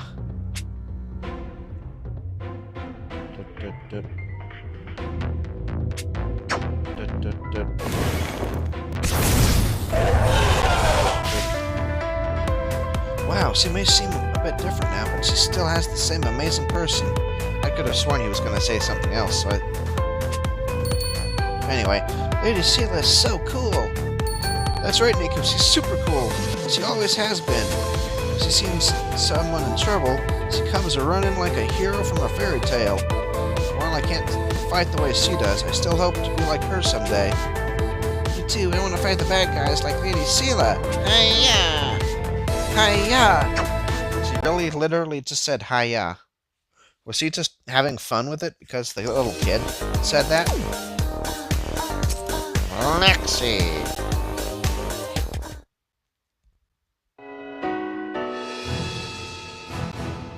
After driving off the fiend to attack the city, we moved on to the next problem. Up to this point, the town Watts had been able to handle fiends on their own. The janitor's revival changed everything.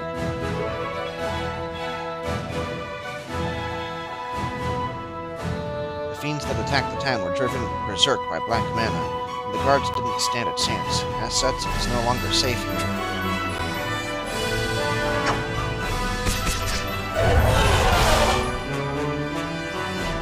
My father spoke with officials to arrange for the townspeople's evacuation. It was going to take days and days to move them all to safety.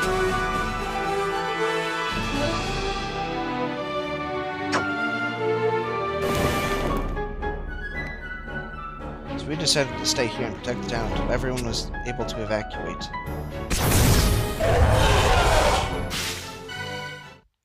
Is that the last of them?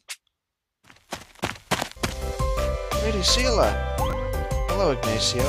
Did you need something? I made arrangements to leave town, but I wanted to thank you once more before we go. That's not necessary. Oh, but it is! Honestly, I wish there was some way to thank you with more than just mere words. Was that you? Yes, I haven't eaten anything since early this morning. But I insist you join my family for supper. I wouldn't want to impose. It's no imposition at all. Besides, Manika would love to see you again. Well, in that case...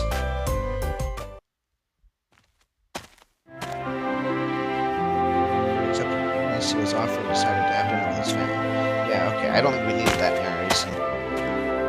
I'm a little particular right now.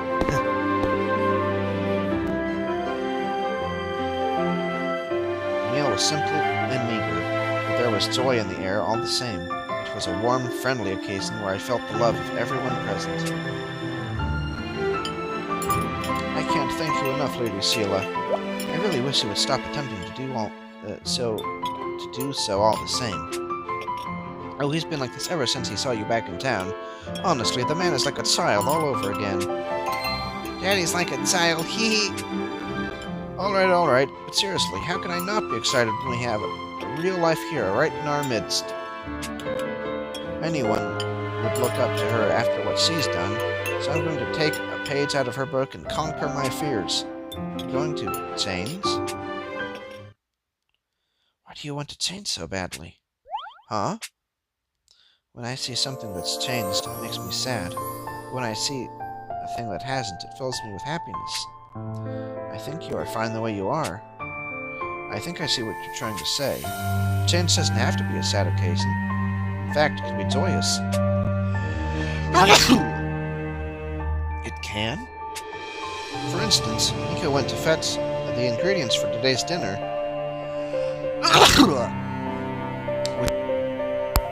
The house.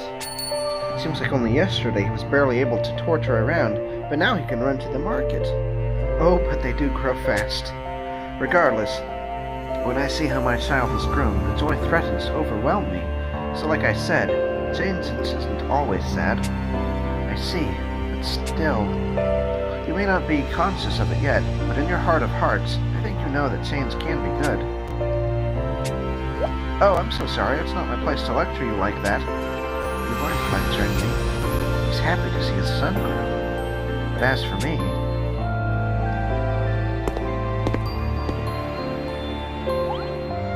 You're back late, Sheila. Did something happen? Oh, nothing really. But may I ask you a question, Father? Of course.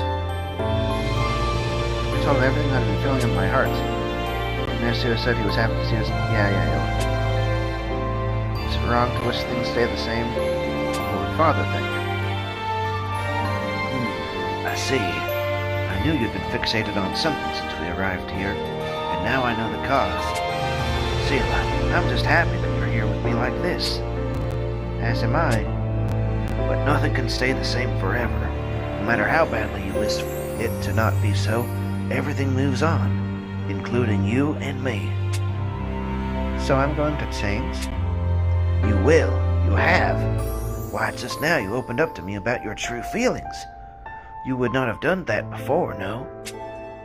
No, I suppose not. This is proof you are not the person today you were yesterday.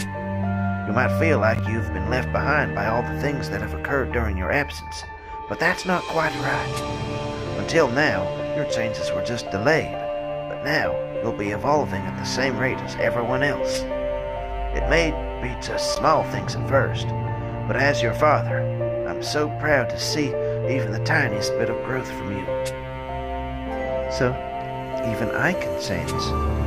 Do you still feel change to be a sad thing? No, I can see the joy in it. Thank you, Father. I'm glad you're feeling better, but now we have much left to do, so we should use today to rest and fight some fiends. Nobody taught these fiends to hunt.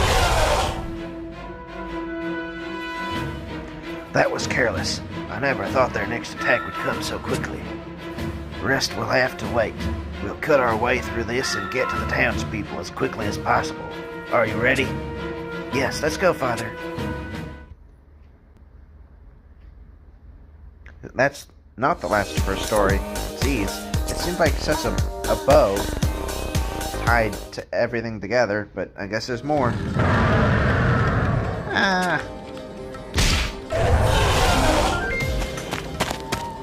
Are you all right? Yes, I think. Look out behind you! It's dangerous here. Please get to safety. I will, thank you. There are a lot more fiends than before. Should we split up again? Yes, but don't let your guard down. Every one of these fiends has been strengthened by black mana. I know.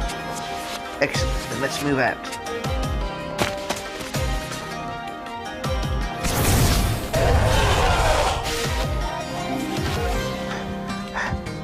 Stragglers here? Let me guess.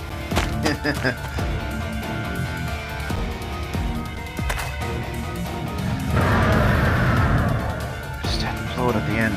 All we need to do now is run. There's no way I can with this urgery. Leave my daddy alone! Nico, no! Why did you come back? Go to your mother right now!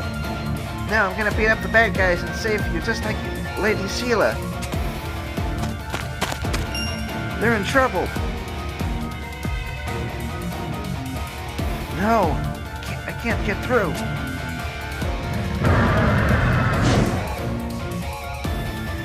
Nico! God! Daddy!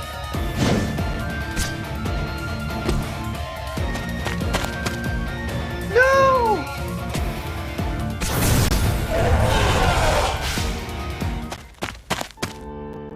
I can't stop the bleeding. We have to get them to a healer right now. I'm not going to make it. Please, Lady Sheila. My son. It's okay, you're both going to be fine. Nico looks up to you so much, and I too was able to change because of you. I'll carry Aniso if you carry Nico. Hurry! I'm right behind you.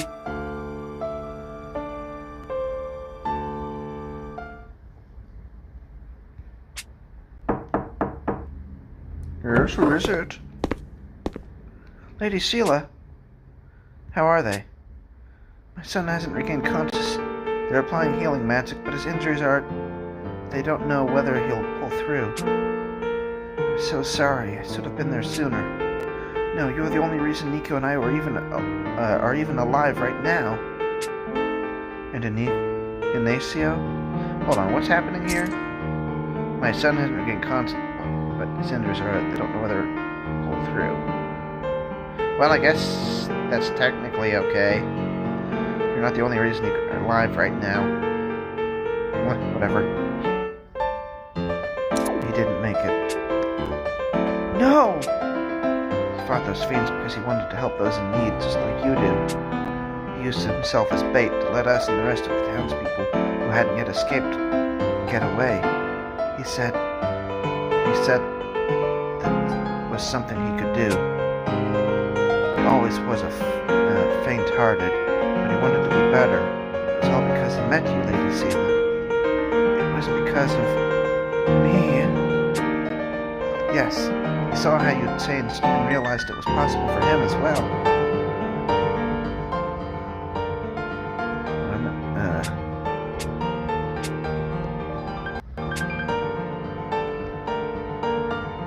Wait a second. This is... Wait, this isn't a flashback. It might be a flashback to her, but it isn't a flashback to us. Okay.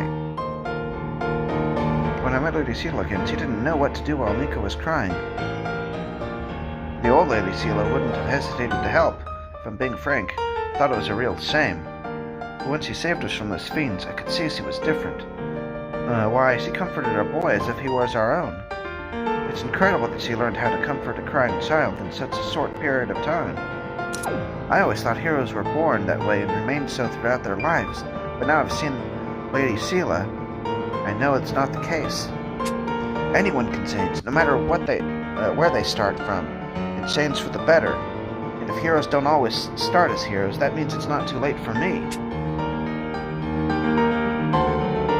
It's all because of me. I'm the reason he died. No, my lady, you mistake me. If I hadn't changed, none of this would have happened, and he'd still be alive. And if this is what change does to people, then I never want to experience it again. And then she never changed. At the end.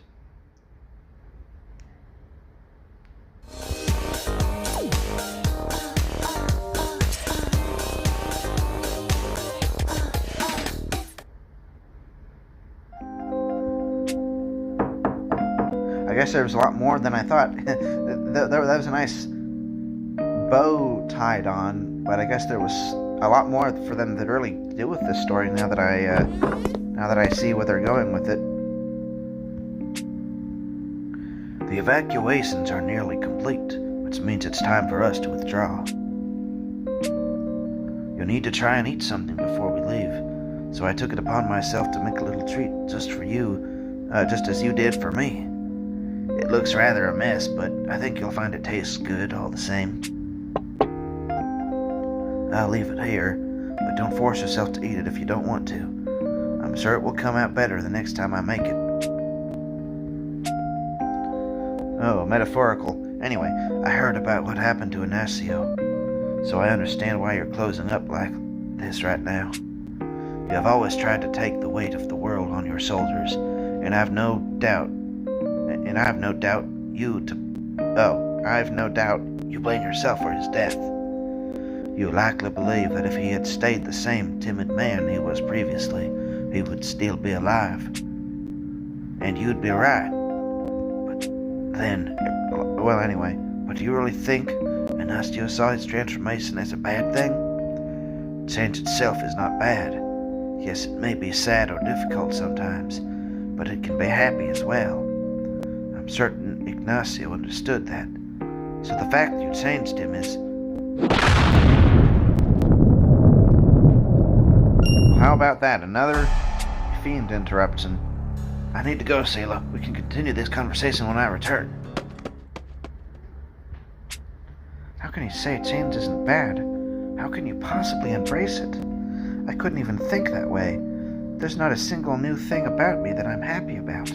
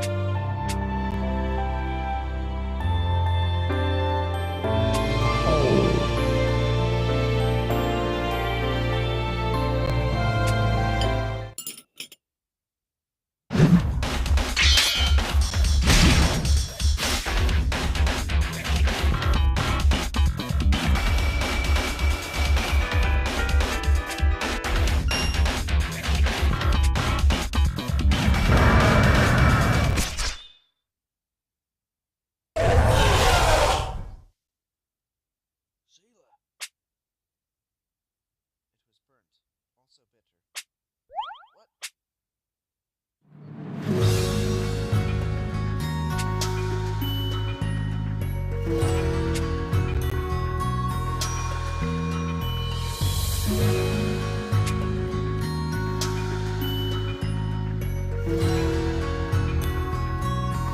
That's so funny. And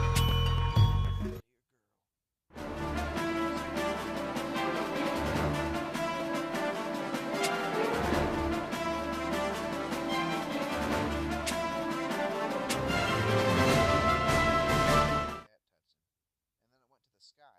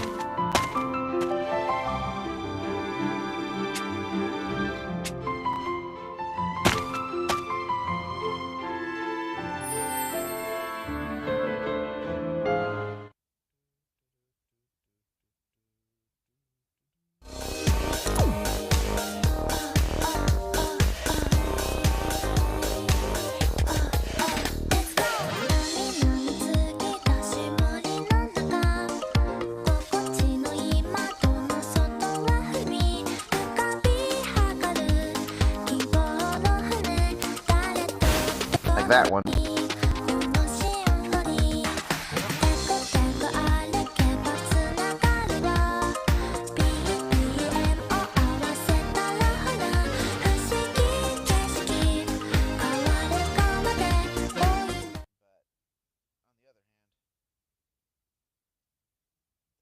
to spend any more money on this.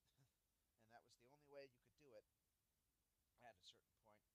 Anyway, Dragalia is the bond of trust between dragons and men like you. This one will be most worthwhile.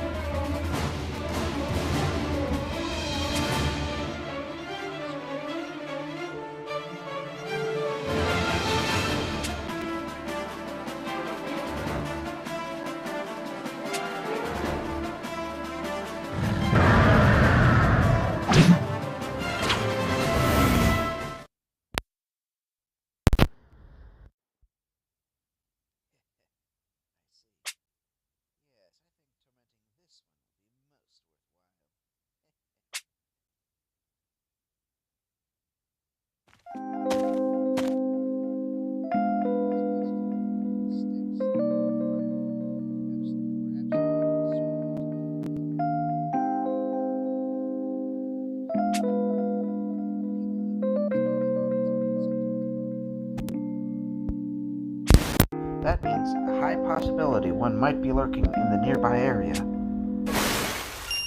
Huh? Ellie, watch out!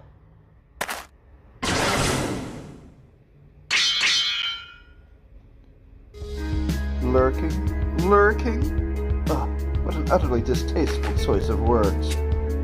I am not lurking in any way, shape, or form, for the brilliance of my beauty cannot be hidden in the first place. Why does every chump we fight love the sound of their own voice so damn much? If only some of that talking could actually get us somewhere with them. My, such biting words. Harl? Or should I say Loki? Well, well, if it isn't the false prince. It has been a while, I thought Harl shielded you in the space between worlds. How are you here? Oh, a particularly kind individual happened to be passing by and decided to save me. Was it the progenitor?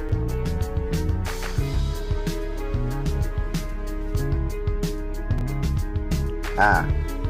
Person so considerably and nauseously tedious as to make one slit in their own throat. Wait, considerably and nauseously tedious. Make one slit their own as to make one slit their own throat. Though depending on how things go, they might put on a gem of a show. Whatever. In fact, the reason I now stand before you is that I'm hoping to make said exhibition all the more enjoyable. If Hot Air was Nichols, he'd be a rich man.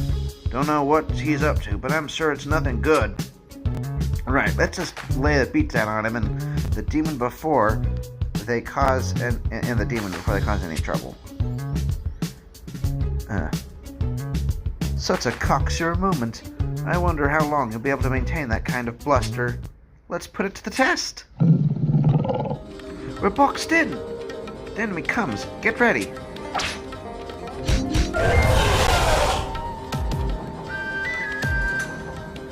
With me, mixed mass more blah blah. I shall render them to pieces.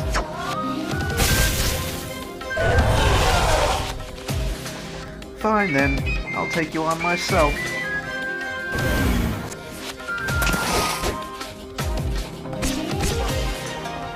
This new strength you've acquired is quite impressive indeed.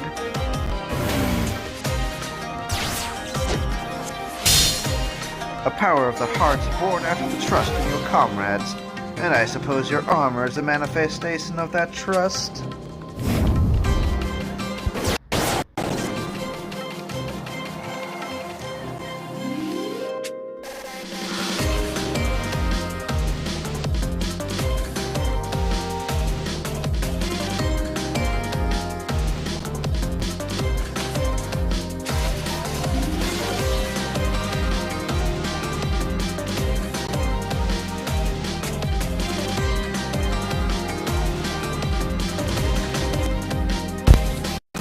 Essentially useless.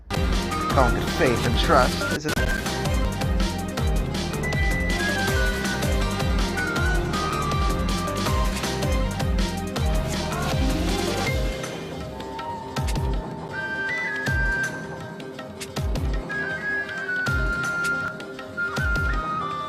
What I said. Can you definitely state that something as vague as bonds and trust are exactly what you claim them to be? One invisible bond with another is by nature a delicate, terribly fragile thing. That's not... And I will prove it to you now! I shall prove that the bonds you speak of are a mere illusion that crumbles to dust on the slightest resistance. Blast, I cannot move. No, makes maximum. Umbro!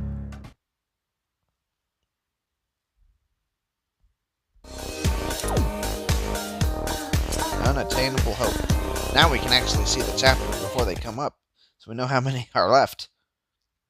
Where am I? People in the distance. That's their name.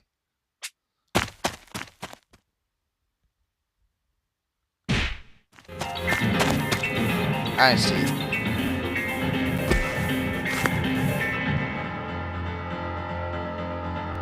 Have I ever seen that sprite before? Not sprite, that artwork. Luca, you're wounded. I'll get you treated. Go on. Forget me. Go to them. Luca! Luca!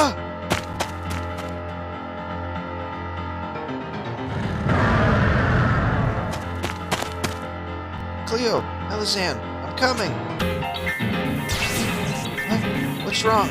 My body won't... Your Highness... No, stop! Stop! Your Highness, why? Why didn't you save us? But I... These things happen because you rely on the strengths of others. You let your companions die. With them, their bonds gone. You are powerless. It's just a dream.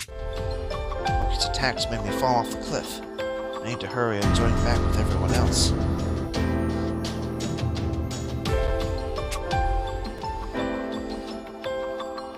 No, I won't let my friends die. I'll protect them no matter what.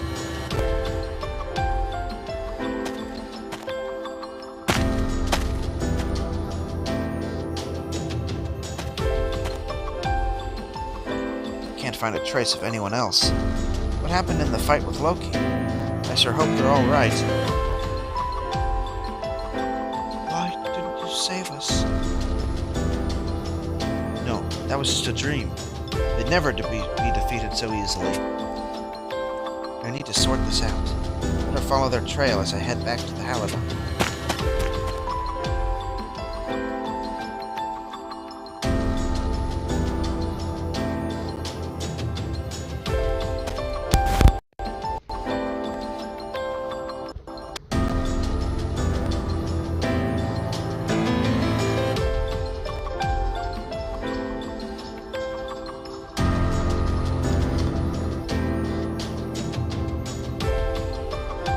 Wait a second, is this actually going out?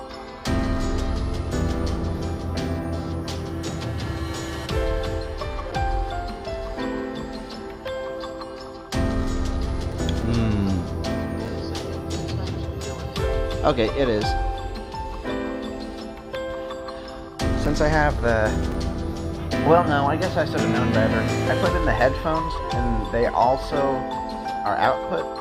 So I was worried that maybe by putting the output in, it was making it so that the phone wasn't receiving the commentary. But no, it's fine. Never mind. It's getting dark. I'm still about half a day from the Halidon. Probably best to bed for now. But come to think of it, isn't there a village right around here? Man, he really knows the place.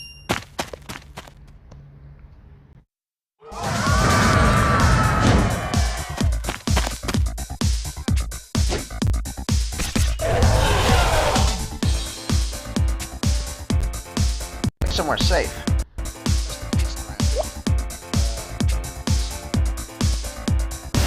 High ground.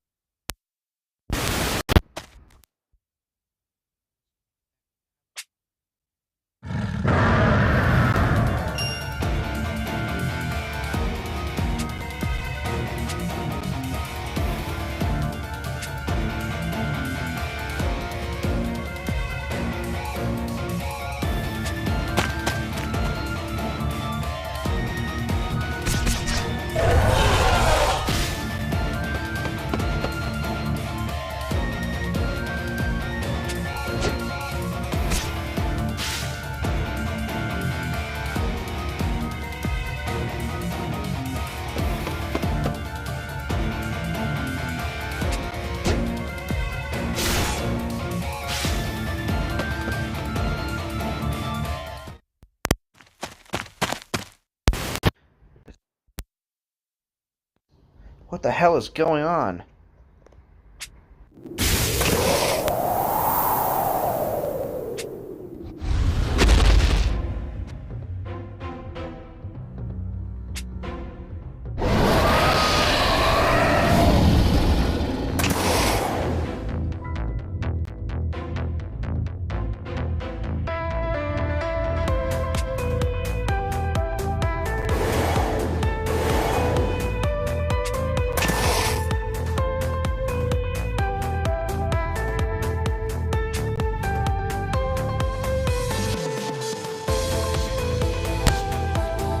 On the train.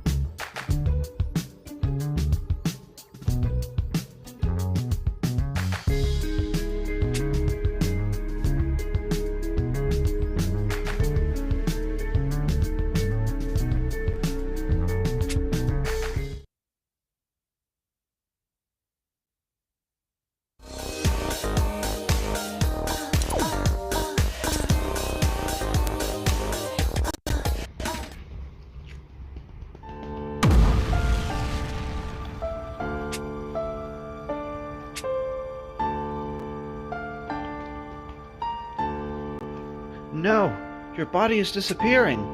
I am filled with pride to have the honor of being your pact worm, and that is why No, my bond with you is all I have left.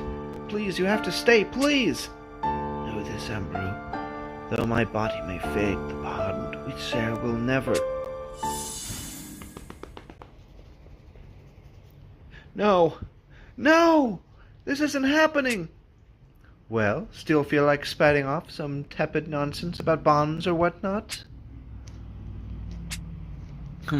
You've broken.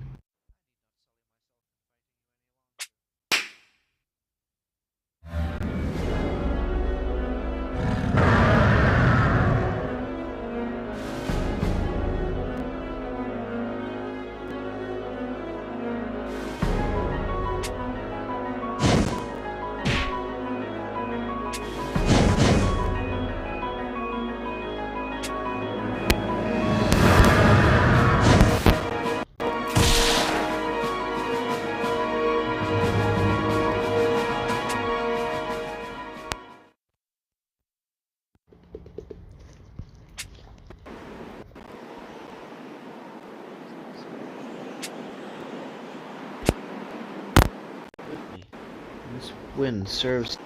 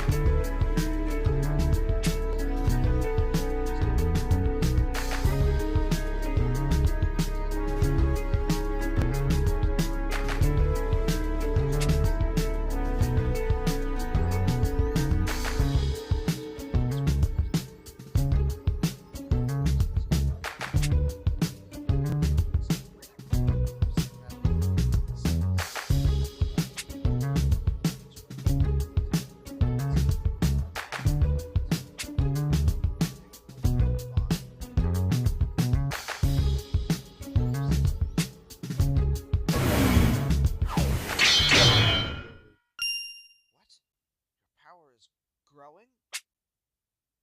It's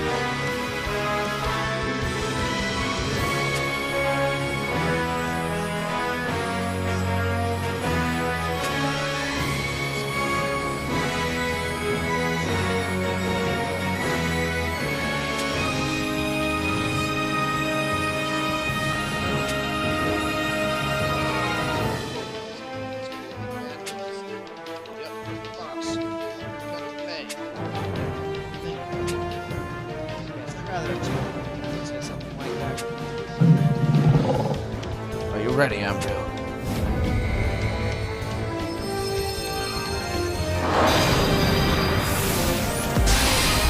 Yes, as a demon of deception. You wanted to... Well, anyway. I sure am. Let's do this.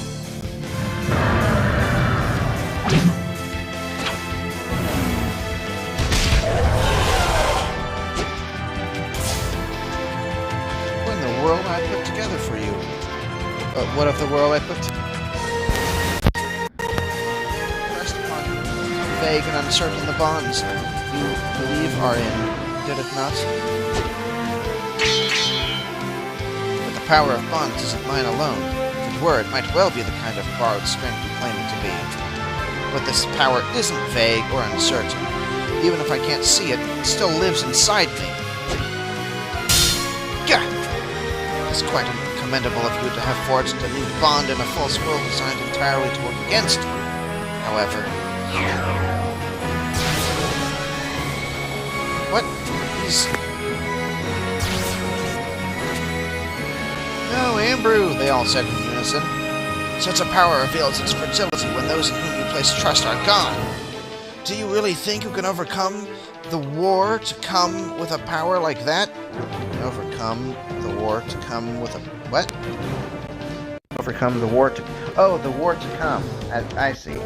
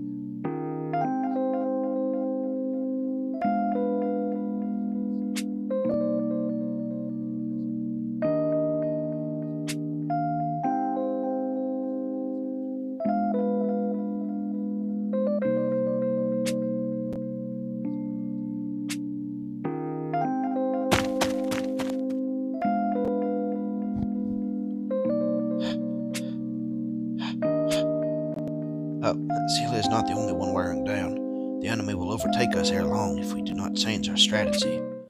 Enough. The rest of you My stand here. Father, no! We cannot continue to outrun the enemy. Someone has to slow their progress. Then I shall remain with you. You cannot, and you know it. But he's right. I hate to be the cutthroat, but all the Auspexes have to make it to Xenos. Everything else is secondary. But surely someone can remain behind with him. Dividing our forces will do us no favors. Besides, I fight better on my own. No! No! Hey now, easy on the old... I give him kind of a... Easy on the old worry meter. Gadov here is a seasoned merc. He knows how to fight in his favor. Wait, he knows how to fight in his favor. Ain't that right? I knew you would understand, Ranzel. A mercenary is a master of survival above all else. I will be fine. The enemy comes. Now go, all of you. This will all be for naught if we are surrounded here. Come on, everyone. Let's move. Father, is this good?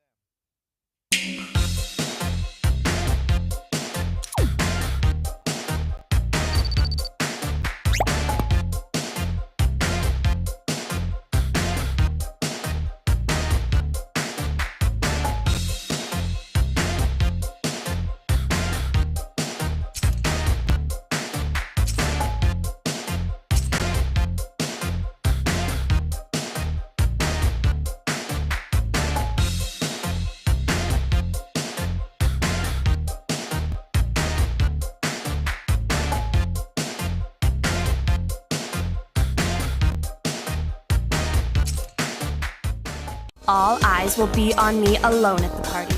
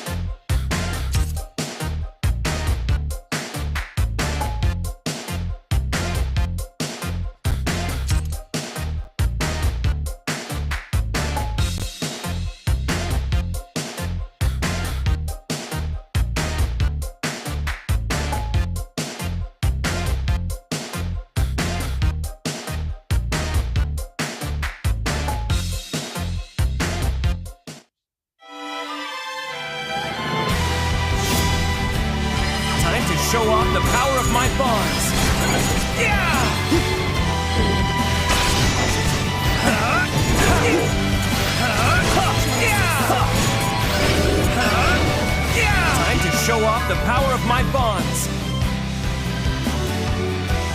Let's go, Midgard Swimmer! United Tempest! Marvelous display!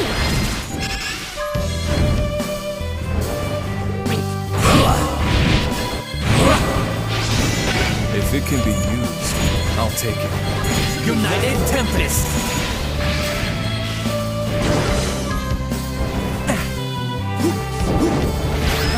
Way faster! I'll thank you by winning this.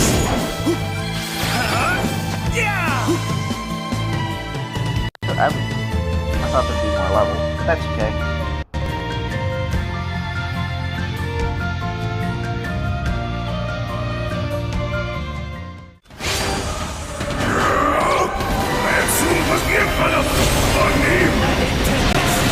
This is the end, everyone.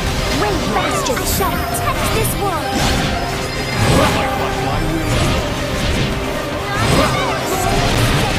Not going to thank you. Way faster! Overflow with strength! I'm filled with the power of my bonds. Blazing Tempest. Overflow with strength! Not going to thank you.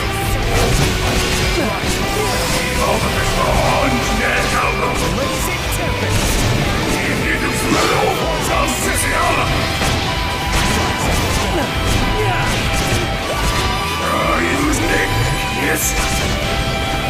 I'll thank you by winning this.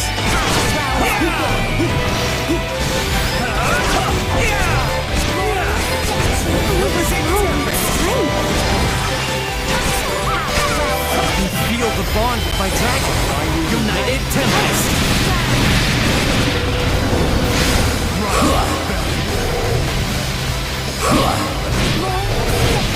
Not going to thank you.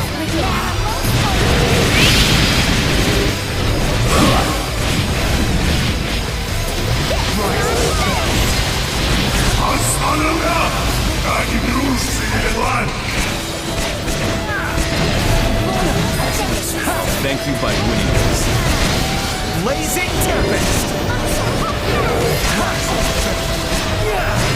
Vortex Circlet! Bold ambitions are yet realized. I'll thank you by winning this.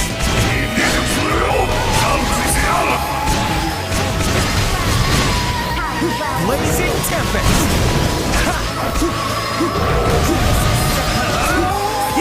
You are a lifesaver! United Tempest!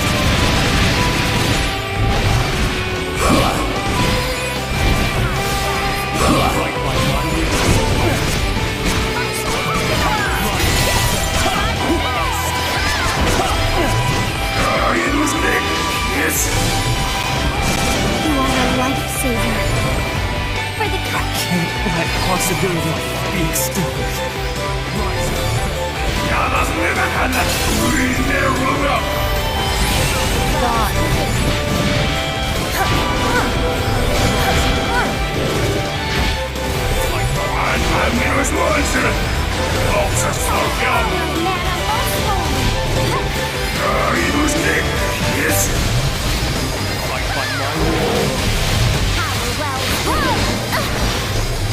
I shall hold back!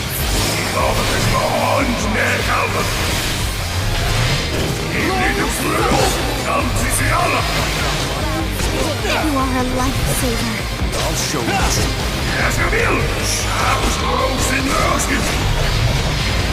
This world, unwanted temple. I feel another world? Take this! I will prevail! Genesis Circuit. Hope yet lives on within me.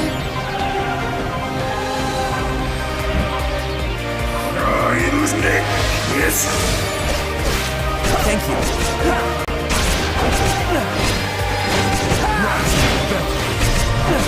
Time to show off the power of my bonds. United Tempest!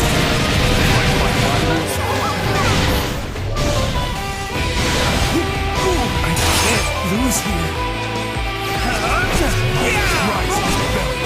Blazing Tempest! A little more now!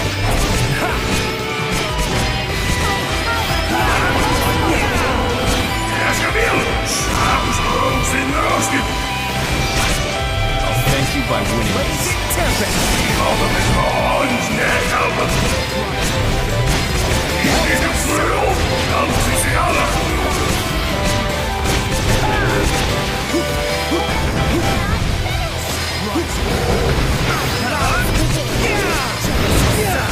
Blazing Tempest! I can feel the bond with my dragon. United Tempest!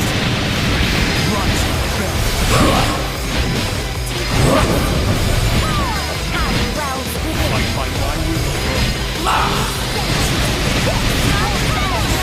You are a lifesaver. No, I cannot die yet. Fight by my will.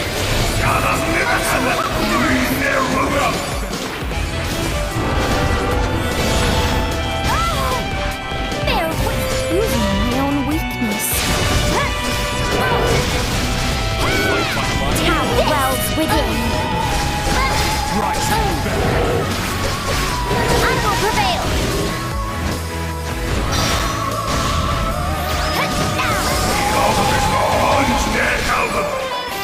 Genesis, you are a lifesaver.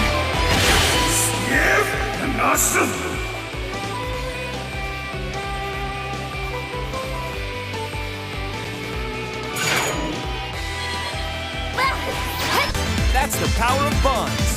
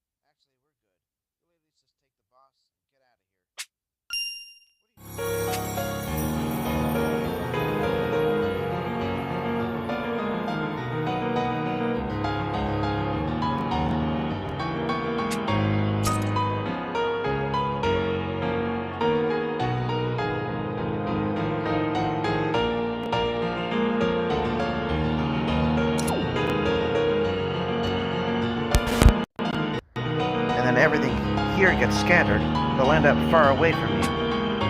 Guys! Guys! The scattering guys? A little scattering never hurt anybody. We'll mop up all these punks and then just meet back up afterwards. Oh, this gives me an idea.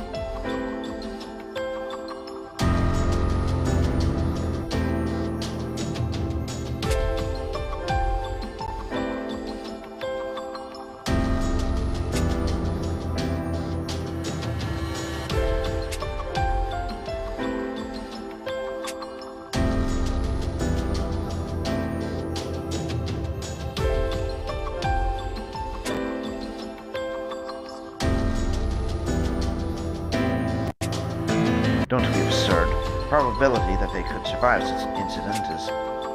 I'm sorry I spoke rashly. Of course, there is a possibility that they still live. Every single one of them made it this far against unbelievable odds, and I trust they can see their way to victory yet again. Exactly. I believe in them, just like I believe we'll meet again. Now it's time for us to do what we came... Come on. Wait, hang on. Don't just start walking off in some random direction. I mean, where are we even going? I don't know. I just feel like Xenos is this way. I suspect that feeling is correct. Huh? Though I cannot put a reason to it, I also believe Xenos to be in this direction. Well, you're a part of Xenos, so I suppose you know better than anybody else. Umbra, it cannot be. Enough. One direction is good as the others. The time grows very short. Then let's go restore the world for the sake of our friends. Ooh, is he gonna be turn out?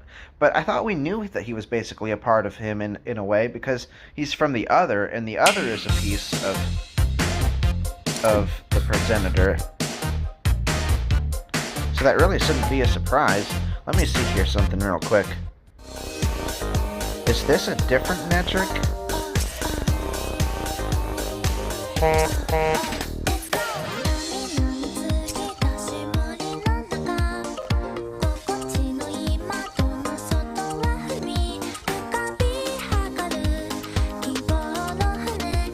Well, he's not here.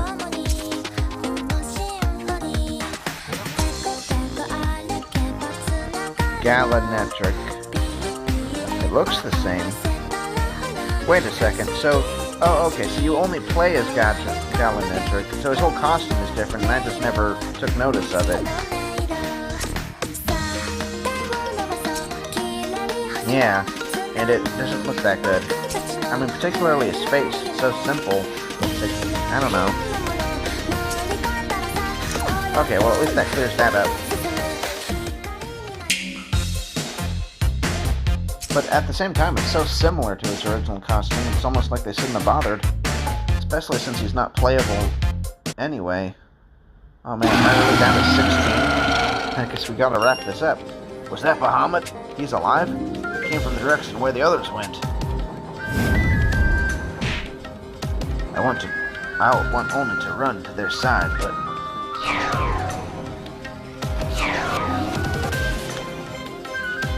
Well, I fear it is too late for that. I'm sorry, but I will be unable to keep my promise to you, Selah.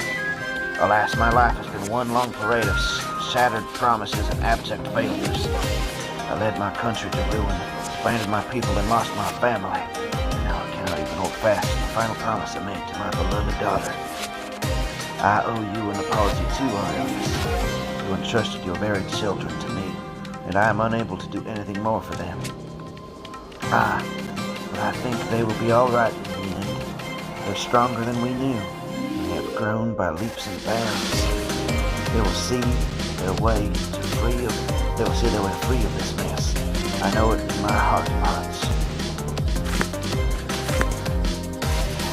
But if they want my life, they will have to pry it from my cold, dead hands first. For you, sailor?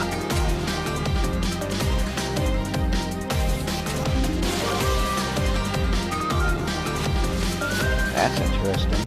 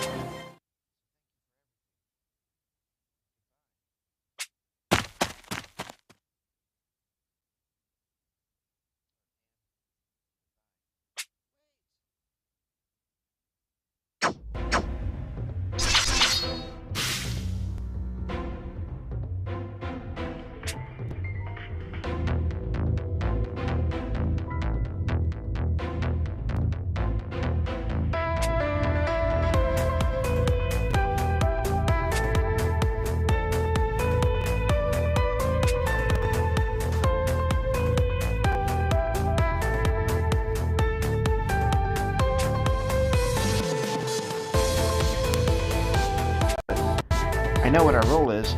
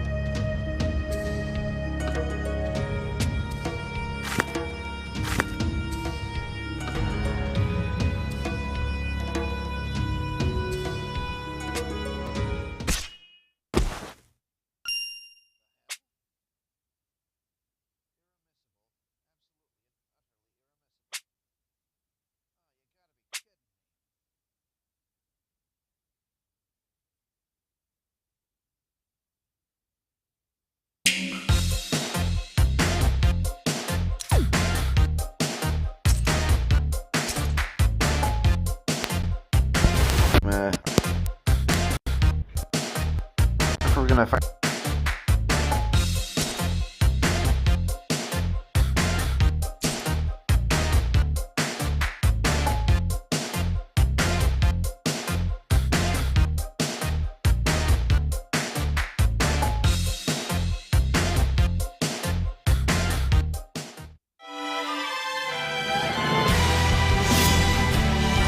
time to show off the power of my bonds.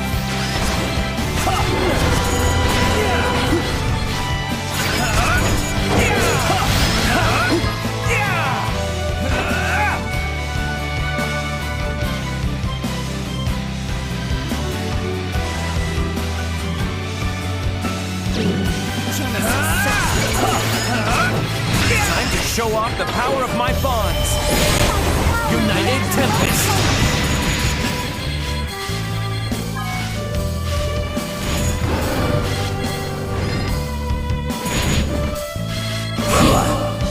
Genesis Circus. If it can be used, I'll take it.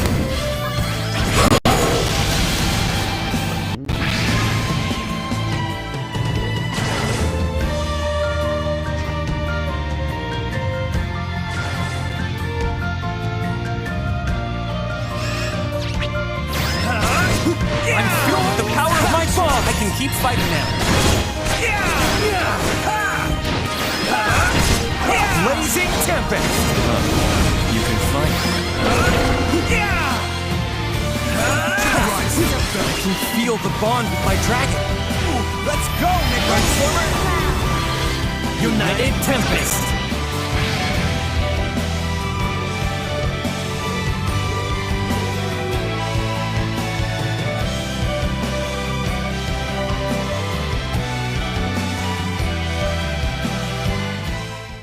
You are unsightly. You can but swoon, so I will deliver you from this world. Drink deep of my being. Laughable. Now suffer even more. I'm not going to thank you. Your struggles are ghastly. Can you fools find the feeling new?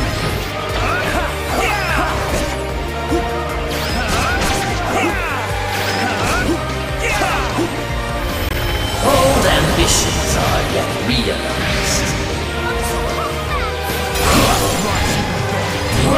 Fiend Ikajime! Those who dare sully my beauty will never know peace. Oh, yes.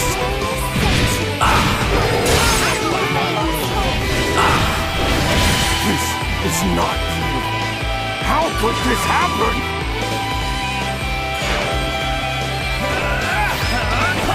That's the power of bonds.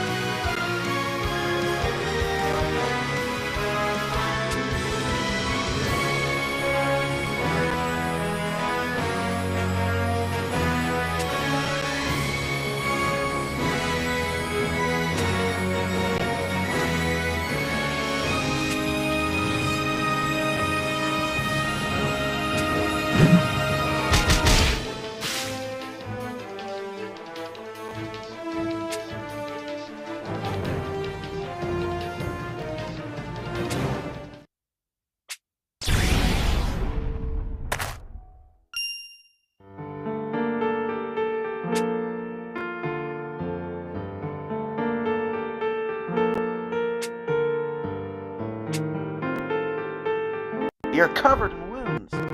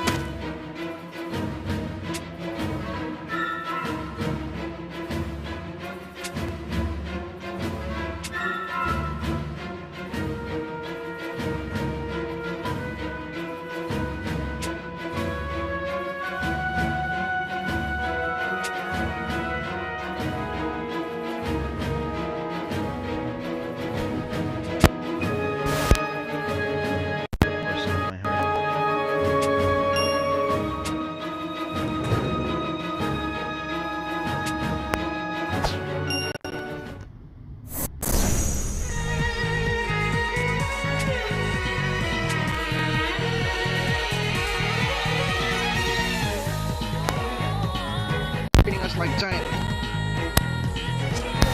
a heart. And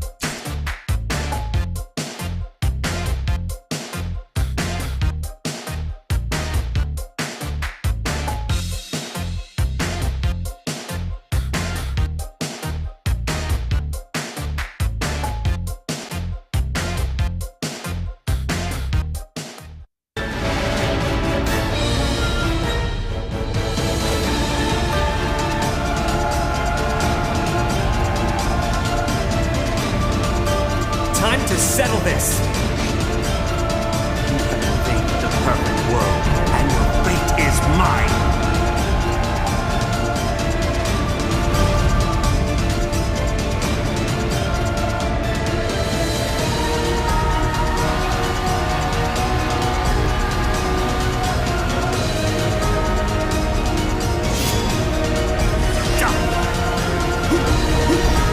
Feel the bond with my dragon.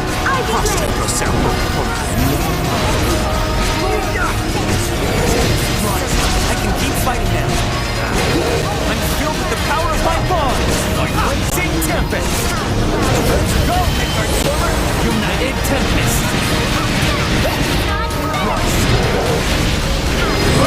possibility is not over. I'll thank you by winning this. Ivy Blaze! Possibility only gives rise to innumerable tragedies. Your fate has been determined! Thank you. Ivy Blaze! Well, there is no possibility. Rexon is one! Feel the bond with my dragon. There is no tragedy in my world. Reject it. Struggle all you like, but there is no purpose in it. I'll thank you by winning. The mutable fate is what is decided. At the